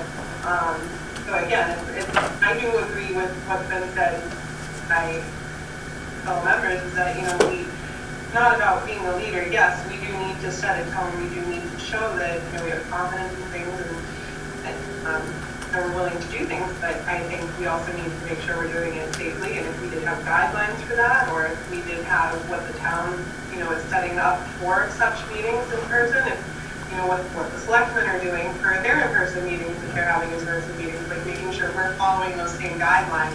I think for me, those are kind of things that I need to look at. I have some at-risk family members that I have to kind of be cognizant of. So you know, I'm trying to make sure that it's kind of where I'm coming from as well, and looking at it in terms of what makes me comfortable. I think getting through the phase 3, and then getting a little bit further into it. So maybe August, we bring it back up, maybe visit it. I do think, yes, we do need to get back to in-person. We need to start in person, but I think, you know, it's not, like Jeff said, it's not permanent. I think just until we get a little bit closer to proverbial finish line, in a sense, whether that's a vaccine or, you know, or guidelines on how to have these in-person meetings. Thank you. You mentioned the Board of Selectmen. The last I heard, they're going to start meeting in person, starting with this coming Monday meeting. It seems what I'm going to suggest here, and is that I think this is legal. I'll send out an email 1 week before, which you reply to individually, whether you want it virtually or in person. That's all with everybody, because at that point we would know more what's going on. Does anybody have an objection to that? Well, George, I think what you're suggesting is that you're just looking to find out whether people would plan to attend in person or virtually. The meeting will happen, period, and if those individuals feel comfortable as coming to a specific location together, then that's fine, and if they don't, and they want to do it virtually, they can. You're creating an option, I believe. Is that correct? Or are you saying that it would be totally virtual and we would not come together? I guess I'm saying, I believe, I'm saying that in so many words, I guess, is that if the sense of the committee, say 1 week before the 19th, which would be the 12th, that we should meet virtually, then we go virtual. It'd just be all virtual. All virtual. Okay. It'll be one way or the other. Is that satisfactory with everybody? No? That's fine with me. Nicole? You know, I don't have my crystal ball with me, Yeah, but you don't. I think that, I guess you kind of opened this door, George. So it's, you know, you've convened the in-person, you know, an in-person meeting of the board. So I'm not exactly sure what makes sense moving forward. I don't think that as a virtual participant, I will tell you it's difficult to hear you through the masks. It's difficult to hear the audio from anybody but Patty, who's sitting in front of the Zoom microphone. And I think you know, to do some combo approach doesn't make a ton of sense to me. So I wish we would sort of plan to be virtual until something compels us to be in person. And so I guess I would kind of take that tactic to say, public and everybody else, we're planning on a virtual meeting moving forward, and if we have the ability to convene it in person, we will. And then I guess we have to make that determination a week ahead of time, but I thought that's kind of what we were planning to do all along. So I don't know how to handle it now that you've, convened this meeting. It looks like a retreat.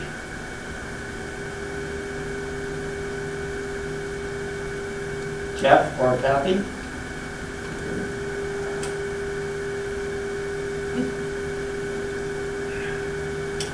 I think, what Nicole says, I agree with. I think if we kind of move towards ending it as virtual, and then a week before we have more information of what's going on, we make the call then. I think, we're able to do the meetings. It has been difficult to hear a lot of the speakers who are not near microphones. Even some of the presentation of the students, it was a little difficult to hear some of that part. So, virtually, I think works. If it did require an in-person meeting, then we revisit it, but I agree with what Nicole said about, we've got to, I think it's wiser for us to be able to effectively conduct business, be able to hear everybody, and make sure that we can effectively communicate with each other to make the decisions we need to make, and we're able to do that virtually without real problems. So I guess that's kind of where I'm standing with it. Okay. Jeff? You have to weigh I in. promise not to talk. You have to weigh in on what George is asking us how he wants to handle the next one. So what's your opinion on that?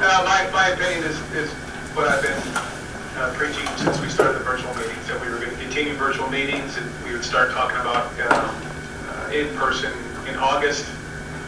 The timeline for the Commonwealth has moved pretty well as the way that they had it scheduled out. So August seemed about the most appropriate time to begin the discussions about in-place meetings.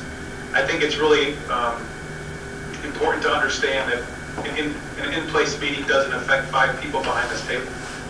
It affects, as Nicole mentioned, a myriad of other people. And if it's necessary for us to be in face-to-face to do business, let's do it. But there was no business we could not conduct virtually.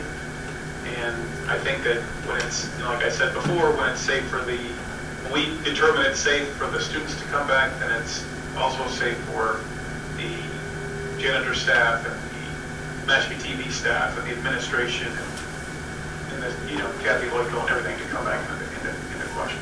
So I would appreciate if we could just tell everyone that we're going to be virtual until we determine otherwise, and that the next time would be prior to, what is it, August? I apologize, 19th? It's August 19th. And then I think you're all on the same, you're thinking alike in terms of trying to determine as you move forward. But on the 19th, the teachers come back 12 days after that. So there is an expectation, as far as I know.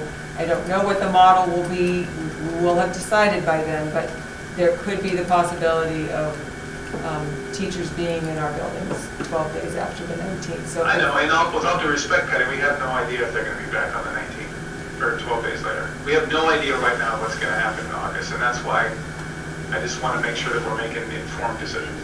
I mean, I hope, but hope's not a course of action, right? No. No, she's our assistant superintendent. There you go. I wanted to say that.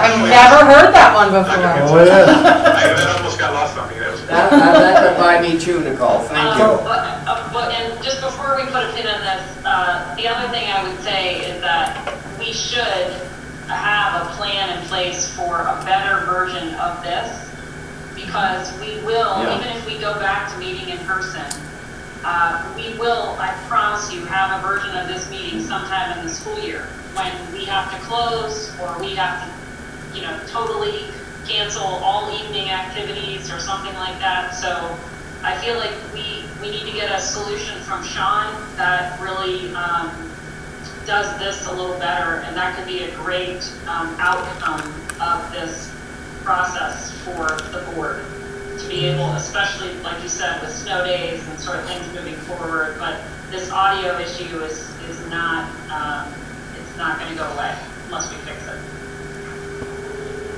Thank you, Chair. Thank you. Chair, I think we'll have another opportunity to revisit and revisit this later at another date, possibly prior to the 19th. That if again? more information comes out from the state in regard to the plans that was talked about earlier, so I think we've kind of beaten this to death, and we should hold off until we have better information and we can talk about it the next school committee meeting, whether that's the 19th or before. Okay. Consensus then that to basically go to virtual until the state opens things up. Well, I think we're in stage 3 with phases of stage 3, because stage 4 means there's a vaccine, so we're not going to see stage 4 in a while. But we will see stages of. I think This is the part 1 of consensus stage is to 3. look at Part it 1 of stage in the 3. future, but no one's ready to make a decision for the 19th of August at this point.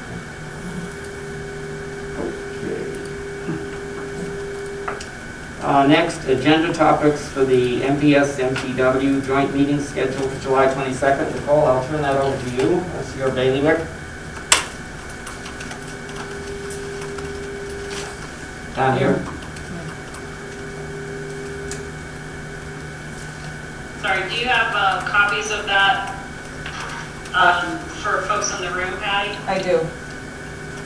Yeah, I don't think anybody in virtual land got it, so let me, This is sent out, when was this? No, this was just Nicole's voice. give me a second, Jeff and Kathy.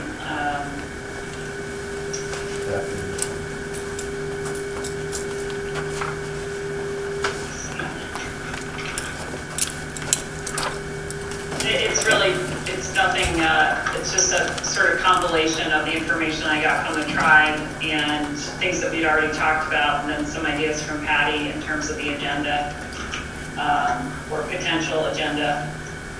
I just shared it with you on Google Docs so you can follow along. And then I'm guessing Don and George have this in front of them? Yes. Okay, great. So a couple of the highlights, we haven't put this in any kind of like time-stamped format yet. It's really just some ideas. And generally speaking, we want to talk about how things are going, in the public schools and sort of a report out. And then Patty's suggesting that we just sort of do like a check-in with each sort of at the outset of the meeting. Revisit and share the mission of the partnership. And then we would have to sort of divide up some of the accomplishments. We have sort of a truncated document that I'm using for a meeting in a few weeks that really just synthesizes all the accomplishments of the partnership over the 3 years, I should say the formal partnership. So we could share that and sort of just hit the high notes. And then also think about plans for moving forward, including, sort of some broad discussion. We also have to introduce our newest school committee member. And so I'm not sure whether any faces have changed on the tribal side, but obviously that would be something to do. So I think we need to allow some time for introductions, in general. Then we also have a couple of activities that are cross-district. One is something that Roxanne's trying to reach out to the other Indian education program partners, school committee members in those districts. I'm helping her with that. And then the Sba Conference Proposal that I put in, if there's a conference, but trying to share what we're doing in Mashpee in terms of educating both Native and non-Native students on valuing cultural heritage and traditions. And then the tribe would like to talk about, the programming that they offer. It's sort of like this two-way street. There's things we can learn from them, and then, and even in talking to their own tribal council, things that they want to make them aware of in terms of what the Indian education program offers. And then They have a grant that they're partnering with us on right now. There's something that Roxanne has been working on with respect to truancy and those cases involving Native youth being transferred to tribal courts, kind of a jurisdictional issue. And then we would also have Cameron Greenyear, who's kind of wrapping up this college and career pathways grant that we've heard about a few times. And Kitty Hendricks and her work with the 5th grade classes at Mashpee.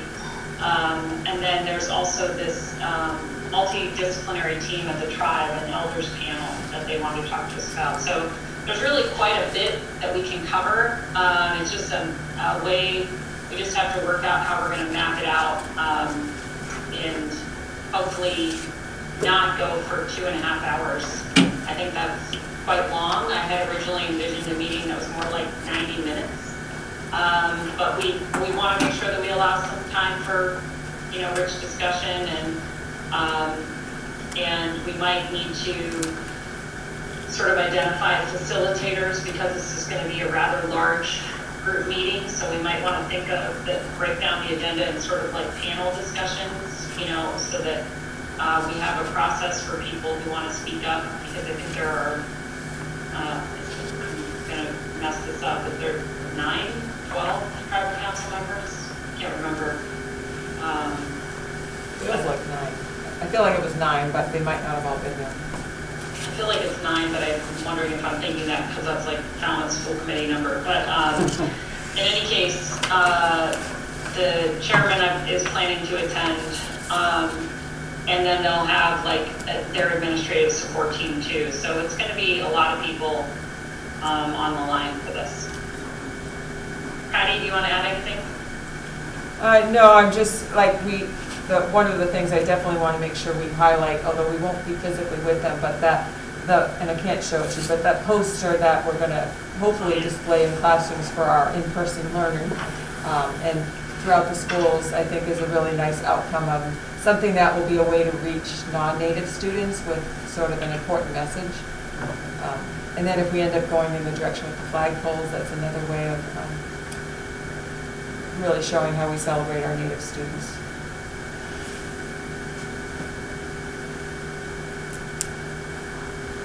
Thanks, I just added those two. I forgot about the land acknowledgement. That's an important one.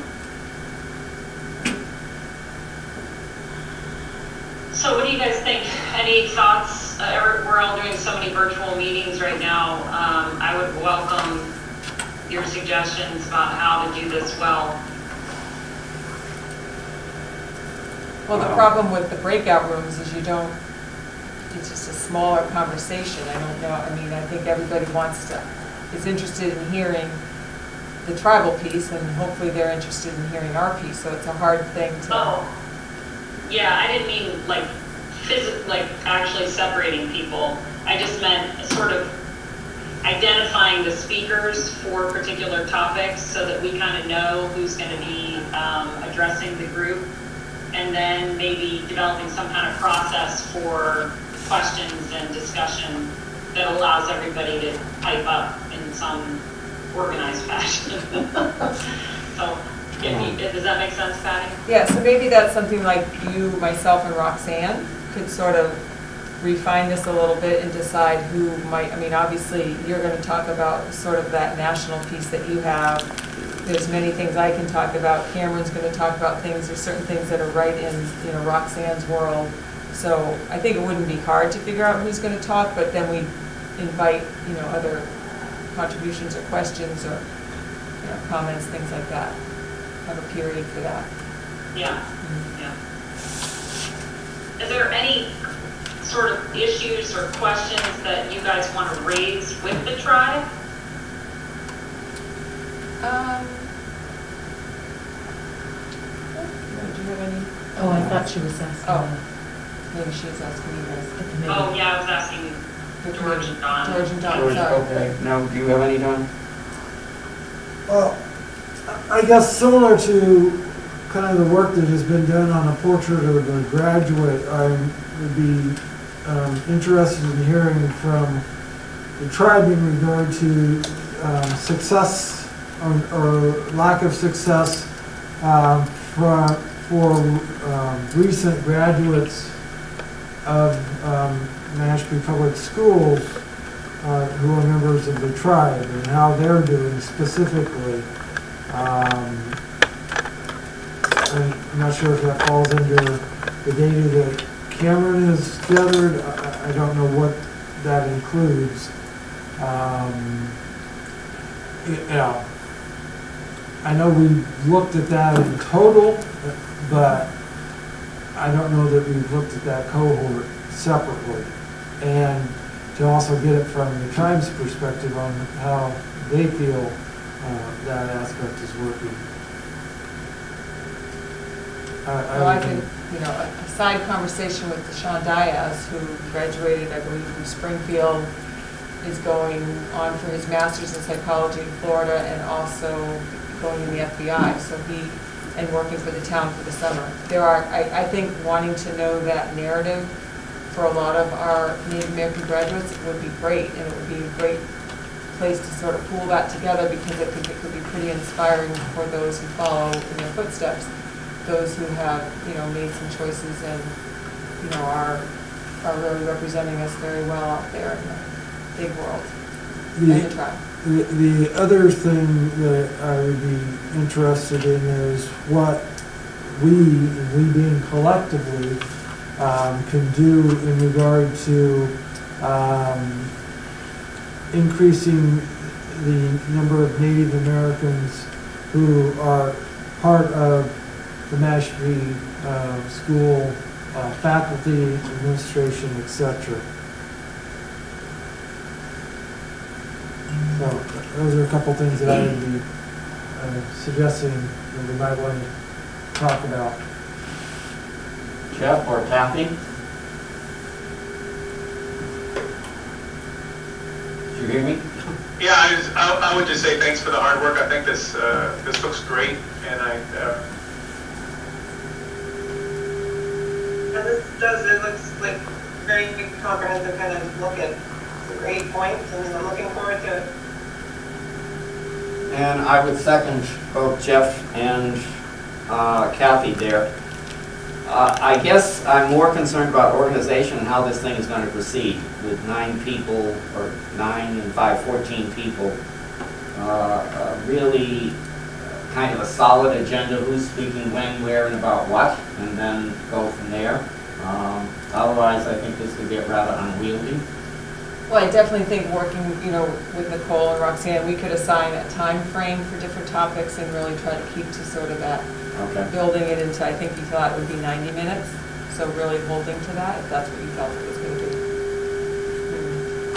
be. Yeah, and I think it sounds like a lot of topics, but if you think of it like, some of these are more like readouts, and if you think of like a slide deck, a number of these things might appear on one slide in terms of discussion points, which is really just a couple of minutes. So I think it maybe looks and sounds a little bit longer than it is, but yeah, I'm confident we can make that happen. Just trust me, George. I work for the government.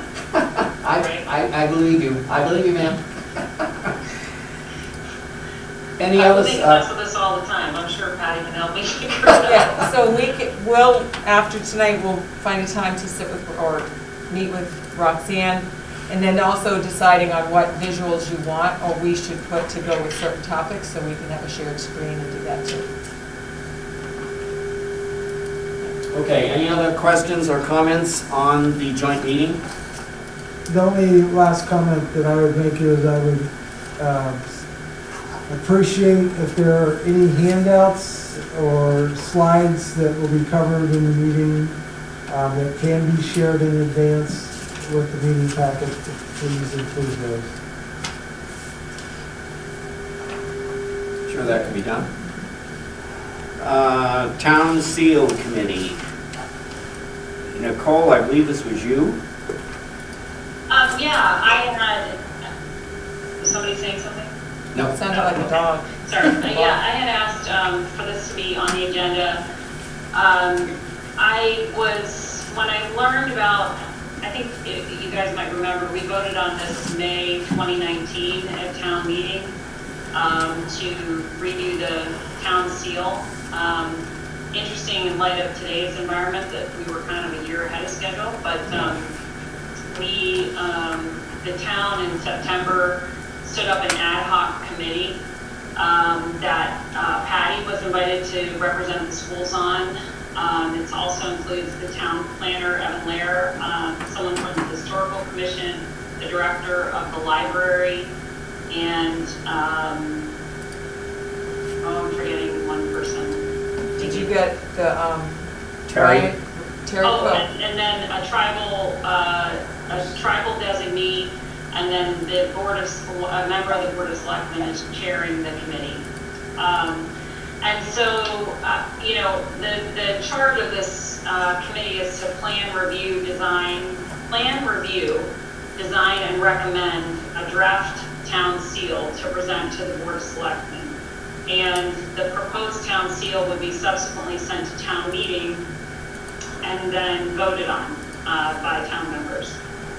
Because it's ad hoc, Mashpee town residency isn't required on the committee the way it is for the FinCom and all these other town committees. But I was concerned that Patty, not being a resident of the town of Mashpee, would not be able to even vote on the ultimate product. And I just thought that it was kind of a controversial topic. And I totally understand and appreciate why Patty was selected, and I totally respect her experience and service to this community. I just thought it might be an opportunity for someone on the public school staff or someone associated with the schools who is actually a resident to serve on this in this role, be designated by Patty, and they could use that as a springboard to gain experience working with the town administrators that I named. So it's just something I wanted to bring up and see what you guys thought of that. Nicole, can you refresh my memory? Who determined the constituency of the committee? Manager. Well, that was recommended by the town manager. The warrant article, as you might recall, was fairly vague, and so it didn't specify even that a committee be made, just that the town adopt a new seal. And so it's pretty wide open in that regard. And I should say Terry Cook, former school committee member, is also a member of the committee as kind of the administrative representative from the town. So what are you asking the committee to do? Well, I was asking whether, I guess I was just, I had a conversation with Patty about it, about whether she would be willing to designate somebody from the schools to serve in her place. But I mostly just wanted to, I'm sort of wearing two hats here. I'm a town resident and I'm also a school board member. But I think that it's important that the folks who are deciding, what our town seal looks like and what goes into that, it's a very sensitive town topic, and I don't want it to be undermined in the 11th hour because all the board members weren't town residents. The committee who comes up with this, there's 5 people, and I'm concerned that it would be torpedoed if there's any potential there.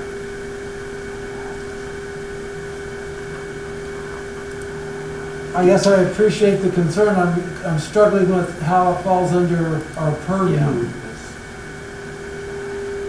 I believe the Board of Selectmen was voted on this committee.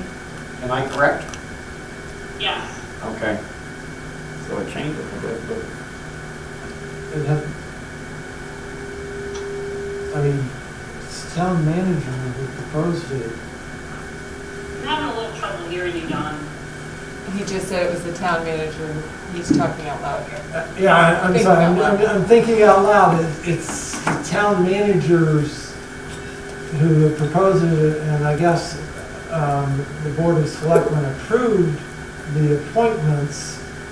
So it would have to be the town manager who would have to make a change, and the board would have to approve that change. I don't know I appreciate the concern, I'm just not sure what our role is. I mean, I'm kind of on the same line as you, Don. I just think that, to be honest with you, in my humble opinion, this is between Patty and the town manager. Kathy? Well, it very well may be. I just wanted to say that, you know, I think the schools should be, as the school committee members, I just wanted the board to, I don't think we were aware that, I've not seen it mentioned at any of our meetings that the school was invited to participate in the town seal committee.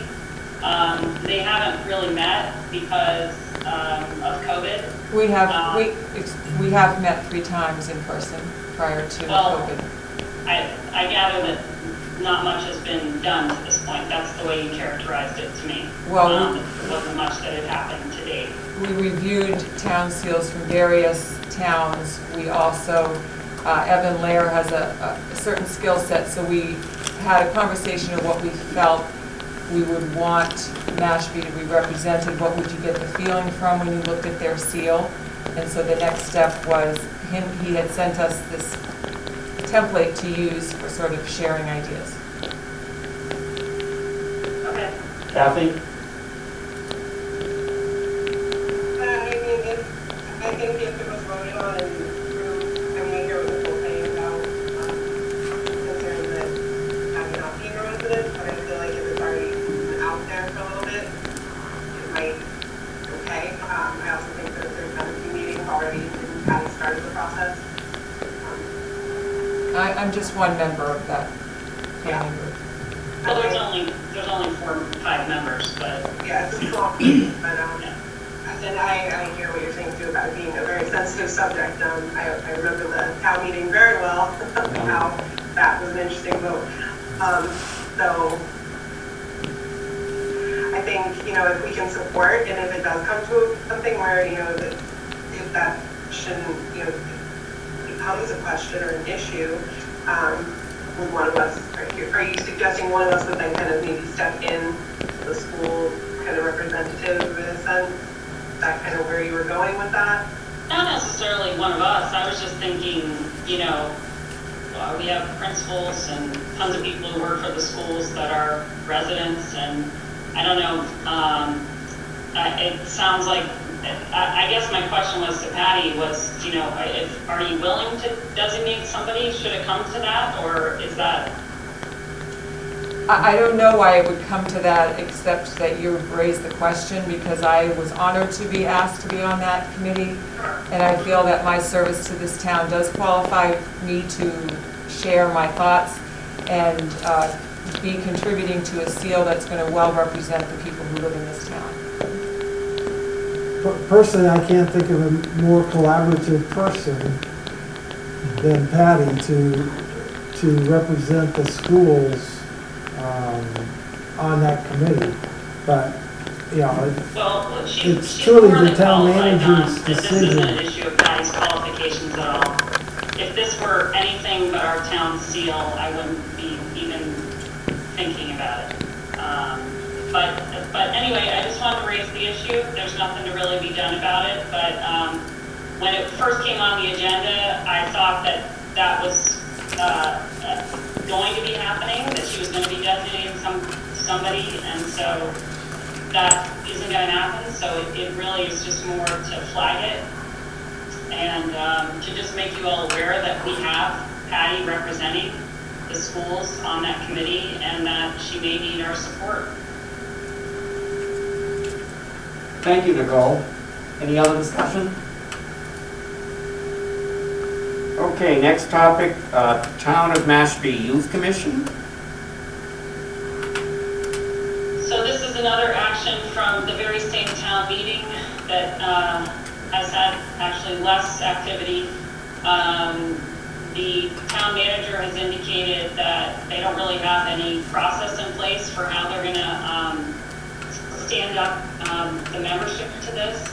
And Patty and I talked about the opportunity for the district to recommend some kids from the district, either graduates or current students, to be a part of this 5-member commission in collaboration with the tribe. And the membership is 14 to 21-year-olds, I believe. Is Yeah. that? So it might be something that we could add to the agenda for the July 22nd meeting as well, as something that we could make a joint recommendation from the schools and the tribe in terms of, I don't even, that's probably too soon. I don't really know how we would like vet kids, or, you know, whether we would just make recommendations from the tribe and the superintendent, and then the school committee would sort of endorse those. Because I think that petition article came forward from Brian Whedon, I believe, because it was a citizen petition that brought forward. And he was the one who spoke, because he's done a lot of work with the Native youth. So I would see him as a major component of sort of organizing the students once he had it grouped together. Because it was to identify... He was kind of waiting. He was the one who prompted me to put this on the agenda, because he said there's been no activity, and he doesn't feel like it's, you know, he asked if, you know, we would, he didn't ask me to do anything, he just said, you know, and I said, well, we've got some great kids that would be great for that. And so I just tried to investigate, you know, what's the holdup. And has there been any conversation through the town manager, or, because I know he told me it was... Only when I forwarded you. Yeah, the purpose of the group is to look at challenges of the youth of Mashpee, look at developing better programming for the youth of Mashpee, and then the piece was sort of the meshing together Native and non-Native students, sort of building that relationship. And working with, under the rec department, if there were any specific programs. I'm not sure how that came into it, but that was part of it. Town manager said, I believe the recommendations should derive from the school district and the Mashpee Wampanoag tribe. The commission would need to understand that any costs associated with the programs will be subject to the budget review process and oversight by standard procedures. I would be pleased to bring any recommendations for appointments to the Board of Selectmen for approval. Yeah. Okay. I just don't know if there's is there a framework? Is there a mission?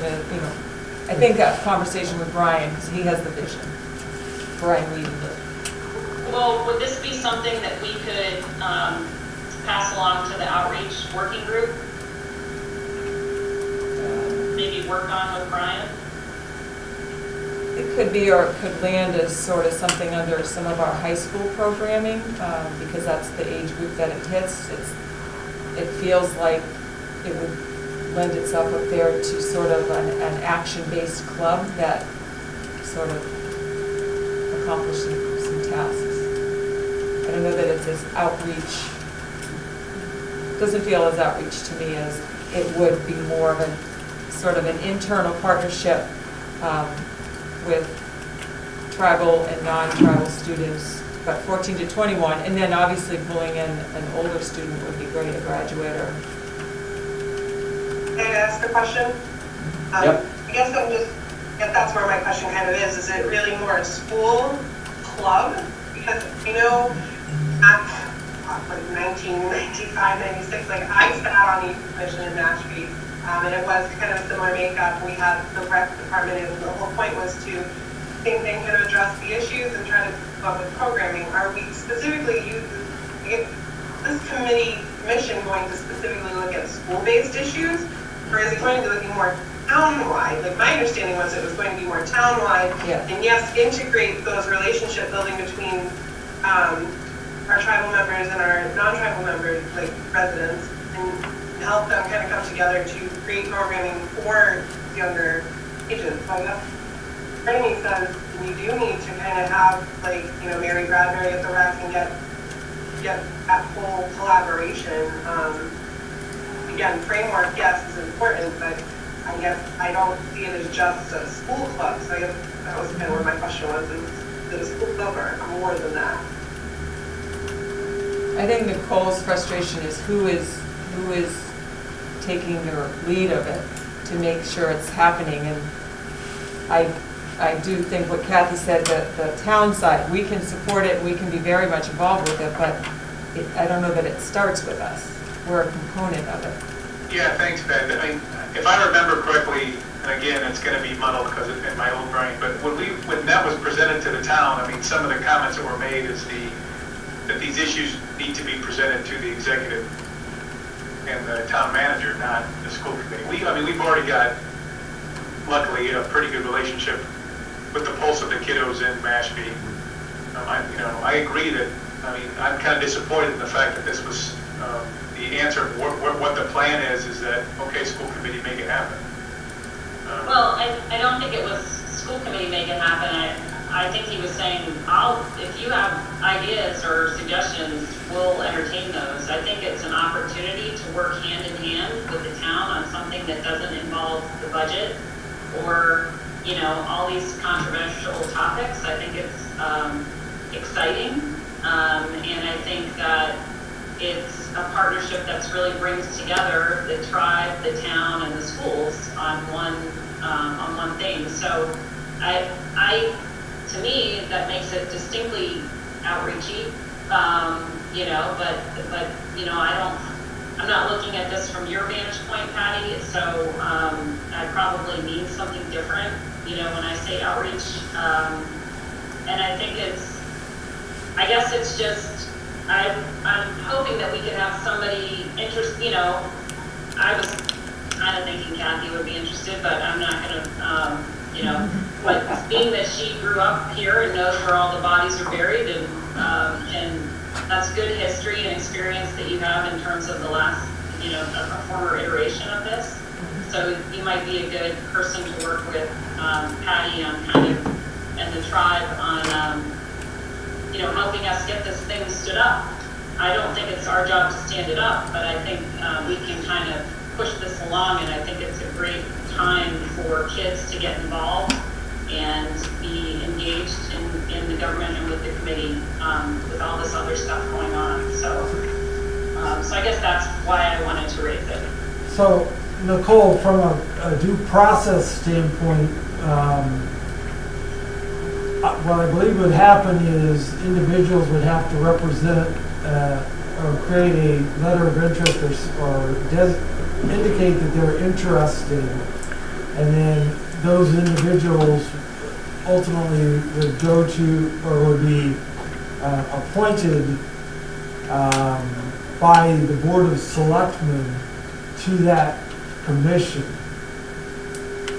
And so what you're asking is if this school committee the school along with the tribe can help generate some interest for individuals who are interested in being on that commission, I think that's great. But then ultimately, this is kind of one of those unfunded mandates where it's a great idea, but there's no details to support what's the charter, what's it supposed to do. And I guess Mr. Whedon would need to help enlighten someone in regard to the details on that.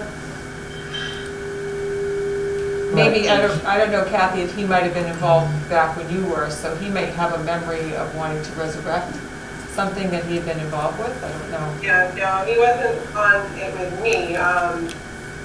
It was similar to what he proposed, which is why I was excited when I heard that proposal at town meeting, because it does, what we did was we tried to bring together the different factions, the school, the rec department, and town, to kind of help make more opportunities for kids to get together, to have different programs that they could be a part of. It was almost more like recreation in a sense, because it kind of improved the offerings through the rec department. It was based on feedback, but it also tied into what school things were happening, what programs were going on in the school. So it kind of went across all of those places, which is why I think this whole thinking outreach, because I I'm kind of on the same page there. I do think that you do need to be able to talk across all those different platforms, let the selectmen know, because again, budgets get involved in terms of what's going to be run and what facilities and all those things. I think, like Don said, we do need a little bit more framework. And who's the person to set that up? Is it us? I don't know. I don't think so. I think, Brian needs guidance or needs someone to talk and bounce things off of, sure, but I think, helping him with that, maybe part of the outreach side of the school committee, but overall, I don't know, I feel like there needs to be a little bit more structure before we kind of jump in and really dig in. But I'm excited to hear about it. I want this to come to fruition. How and what's the most effective way. Well, you are on the outreach working group, so it lends itself to figuring out something there. Yeah. And so maybe, when are you meeting with Rodney again, Patty? We do phones on Thursday tomorrow. I'll bring it up to him. So maybe you can just relay it. I was thinking of it like we make an offer to help, we basically say, hey, Kathy's on the committee now, she's done this before, although I did not know that when I teed this up, so that's just serendipitous, which is great. But just that, she could help out, help them figure out how they want to do this, and pull Brian and David in, and actually I don't think David's involved in these commissions, just Brian, but so I don't know if there's a selectman that is involved at this point, but anyway, that would be great if you would just be a sort of point of support so that we show that this is important to us, and we don't want it to linger on the vine. That sounds good. All right. Thank you. I'll bring it up tomorrow. Thank you. Patty will bring that up with the town manager tomorrow. Next item on the agenda, subcommittee assignments. Nicole requested relief. Thank you. She wound up as 3 primaries and requested that she be taken off 1, and Dawn has graciously stepped in and volunteered to take Nicole's place on the superintendent evaluation. This is a vote, so I take a motion to replace Nicole with Dawn on the superintendent evaluation committee.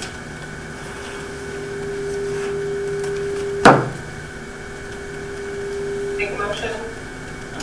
Thank you. Kathy, I second. Motion's been made and seconded. Discussion on the motion? Hearing none, I'll call for the vote. Kathy? Yes. Jeff? Yes. Nicole? Yes. Yes. Don? And myself is yes.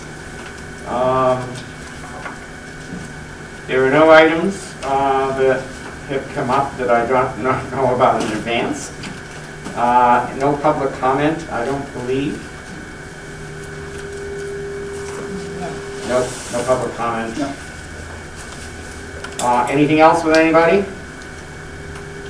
If not, I will take a motion to adjourn the meeting.